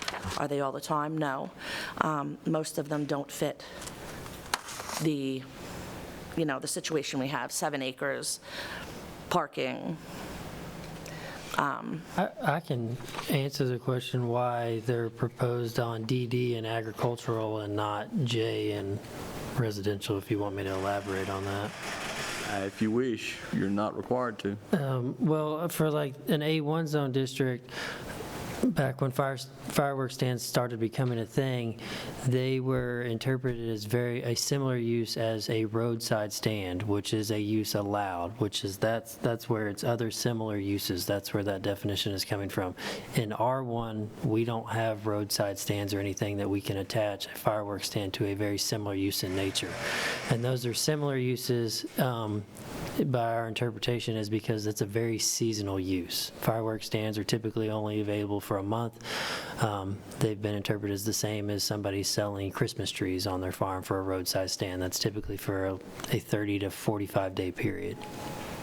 And that's where it goes into other similar uses in A1. Tree, repeat that last section that you just said to me. Like in an agricultural district, it's going to be used as a farm side stand interpretation because it's a very seasonal use. We don't have farm side stands in the R1 district. That's where it would not, that's why it's not falling under other similar uses in this particular You've had case. other folks come that wanted a roadside stand, so to speak, in the R1 zone. And I think, I don't know about each and every case, but for the most part, we have not allowed that. The most recent one that I can think of is one on Hobson Pike, and that was denied as well. But go ahead with what you were saying. It just, I know that there have been other ones approved for residential. It's not necessarily, it doesn't, it's not a subdivision, so to speak. I do understand what you're saying, but I'm not asking for a roadside stand, and because I guess it's not approved or, permissible or prohibited, it's not defined like that, so it's kind of misleading, if you could understand what I'm saying. It isn't.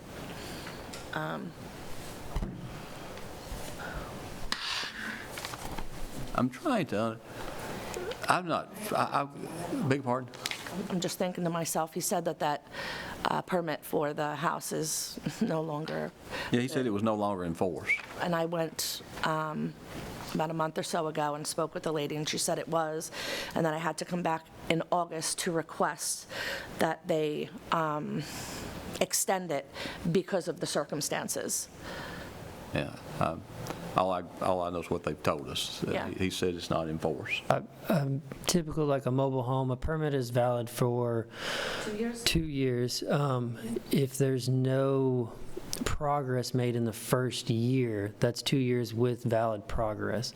If there's no progress made within the first year, a permit will typically expire. For a mobile home, those permits don't typically last longer than a year because there's not Ours was 2 years. there's not due progress. But Progress was made. and I can, from the research I've done, the permit did not appear to be active. I'm more than happy to go back and double check that. But Because it's very important that I do. Well, if it's a year with progress and you don't have any progress, then if it was in Meaning the- 23, it, Foundation and all the stuff we did within that year. okay, so the foundations, The progress that we were making, and then the house actually came. so the foundations were poured. Yes, and then they took it off of our property Okay. Well, you might want to check with them on that. I don't know how that's relevant to this case, but because he brought it up. I was just, That was relevant either. that would just issue, like, if there was an active building permit on there, the RV being hooked up, that wouldn't have been an issue in our eyes. But without a valid building permit, because you can live in a temporary residential structure such as an RV or mobile home or RV or recreational vehicle, as long as you have an active building permit and you're making progress to move into that. Now, what about in our instance? Because I'm going to definitely ask for an extension, now that we're on that topic. As long as the building permit's active, if they extend it for another year, you still have an active building permit. That doesn't, there's not a time frame on the amount of time as long as the building permit is active. Okay, because I had went down there and she told me it was, and to come back in August, because, well, that's, y'all can have that discussion in a day or two. Let's get back to the fireworks stand. Okay, and the only other question I have is, I look at the aerials and I look at this this picture, and I look at this aerial, and there's some cars and trucks and different things, and the staff had a photo of things. What's going on? What do y'all do there? There's a building of some kind. yes, it's our property, and we had a house burned down in 2020. It's a garage. Okay, so it's just a garage. Yes. Okay. Yes, they came out, they all came out, they saw our cars. And they're your cars? Yeah, Okay. yeah, but tagged, insured. Okay, they're all your I cars? mean, I have a car that I inherited from my father, 2 of them. Okay. I just, noticed there was a difference in the pictures about what all was, around there. Okay. I don't mean to hog the floor. Other questions from the board? I got one. Sure. So currently, the picture shows it like a travel trailer sitting on a property. And you have it hooked up to the septic Yes, it can and electric? Yes. And electric? Yes. Yes. Okay. Because it was supposed to be a temporary situation, so it could be hooked up and taken off. But it didn't turn, it's not a temporary situation. Okay. Other questions from the board?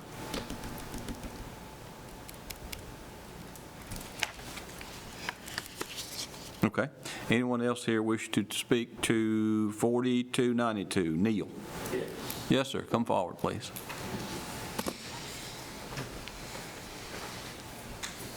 Yes, my name's Keith Neal. I'm Melissa's husband. As far as the camper goes, if they would ask, I was mowing grass the day they came over. There is a furnace coupling underneath. There's a slip coupling. The camper is completely movable. It's not permanently foundated there. It's got skirting around it. As far as forward progress. Y'all are living in it, you know, or No, y'all staying? we live at 320 Shorter Road. We have a house. But you stay there when you want to? We stay there off and on because we had stuff come up missing out from around my shop and out from underneath the lean-to. So we stay out there every once in a while to make people think that somebody lives there. I have lived on that property or been a part of that property since 1987. I bought it myself in 97 from my mother. And when the house burnt, me and her had already been married. My mother lived there until she died. We just put something out there to make somebody think that somebody's there. We stay there periodically to keep people from borrowing stuff that doesn't necessarily ask for it. But the camper is not permanently there. It's got skirting around it, which is, it slips into a track. It's made for a camper, so you just don't see underneath it. Well, if the permit is current. It should be current because we've already done the foundation, I don't and want to go water, and down all the that rabbit stuff. hole on the So permit anymore. But if the permit is current, they're telling That's me fine. that, you know, that's probably not an issue. Yes, sir. If there's any more questions for me, I can answer. Board have any questions? Do you do any business out of your shop? No, ma'am. That was a long, long time ago. Now, Jimmy Lackey, golly, how long ago was that? That was before Jimmy built his new shop and then sold it.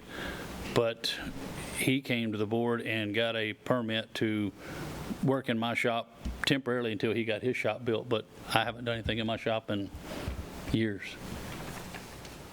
When I lived there, and I've been married for, 17 years? Okay. Any other questions? No one else wishes to address? Yes, sir. Mr. Cowan. They'll have to be permitted by the state fire marshal's office too. They normally don't allow that in residential, but they can submit to them. So if you were to approve it, it would have to go to the state fire marshal's office. They would Do they require that in each zone or just in a non-commercial zone? be listed residential. It's very likely that they won't approve it. Got you. The Okay. only other thing is my next door neighbor is a retired fire captain. It doesn't And matter. It's in the- I understand that. I'm just saying that, you know, we've talked to him and all of our neighbors are good with it. So whatever y'all decide. All right. Thank you, sir. If no one else wishes to address the board, then we'll close public comment in regard to 4292 and turn to the board for a motion or further discussion.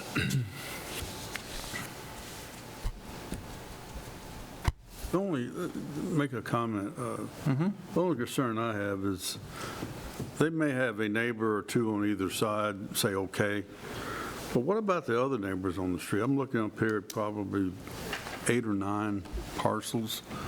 What about if the guy 3 doors down puts up a tree light at Christmas? Another guy puts up some other type of business. This is all residential. And they start putting businesses up. And then they come before us wanting to be okayed for a business. How can we tell them no if we tell you okay? How do we tell them no? 600 feet to the east of me is, it's commercial. The dollar store is just to the east of me. Actually, It's not as residential as you would think in that picture, I promise. and the property, 12,000 cars a day back now. But commercial stops at that Dollar General store. Is that what they decided now? Because I know that across. Commercial stops at that Dollar General store, and there's a subdivision right beside that. The rest on down is residential. Well, you go right across from the, dollar store, no, right across from the new junior high, there's 5 acres, it's commercial there too. It is not. No. It is an active zoning violation. It's on the books. No, he's referring to the golf property. I can't hear two folks. He's referring to the golf property. There is a C2 zone parcel across from the middle school. You're not talking about the excavator person over there. No, not Adam Nash's. Okay. And there is one across the street from the dollar store where the house just burned. It just burned, yeah. The house burned Yeah, down. but nothing is there. But that's what I'm saying, right there at the Dollar General store, it stops. Commercial stops right there on both sides. I think Mr. Blades makes a valid point, and it's in our books, and it's in a lot of the training we have to do, and that is be careful about doing for one what you're not prepared to do for all, because basically when we issue a variance of this nature, we're saying you can break the law. or not break it, but you're excused from it would be a better term. The law doesn't say anything about a roadside stand or anything of that nature in the R1 district. And when we say, yes, you can have a roadside stand, that's excusing you from that requirement. And if we do so, then just, be okay with every parcel down through there having a roadside stand. That's what you're saying. It's okay. So I understand where you're coming from. That does get to be that's a significant consideration that unless you're willing to do it for, everybody, it's this guy can sell vegetables, this other person can sell fireworks, another person can sell whatever. Or you get into last month and have a shooting range. Or you can have a shooting range. Which is a whole nother can of worms, but. The people to the right of us did have a Christmas tree stand for years.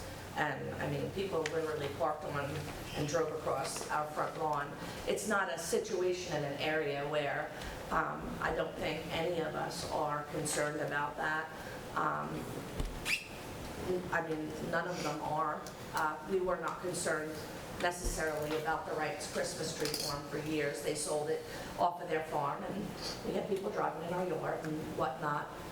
So it wasn't a concern like that in that situation. Wasn't that the same area that we turned them down that time? People were having a rodeo. Wasn't that the same area? Remember they had a rodeo and they come before us on a violation and we turned them down? I'm not sure that I remember a rodeo in that area. We had 2 or 3, but I don't know that it was there. I don't think so. Okay, we're getting off track a little bit. Appreciate y'all's comments. We're going to let the board decide now. In regard to case 4292, does the board need to have any further discussion, or do I hear a motion? Make a motion that we deny this upon staff recommendation, and also because it is not a listed use on appeal. Have a motion to deny 4292 as it is not a listed use on appeal in the R1 zone. Have a second. Second. Have a motion and a second. Any discussion on the motion? If not, all in favor vote aye. Aye. Opposition vote no. The ayes have it. Thank you all for coming. Okay, Mr. Lawless. I do not have any additional information for you all at this time. Okay, thank you. May want to remind everybody, next month we're meeting on a Wednesday.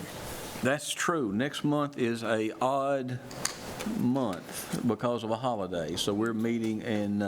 Meeting on a Wednesday. Meeting on a Wednesday. What's that date? They're laying it a week. Is it the 2nd?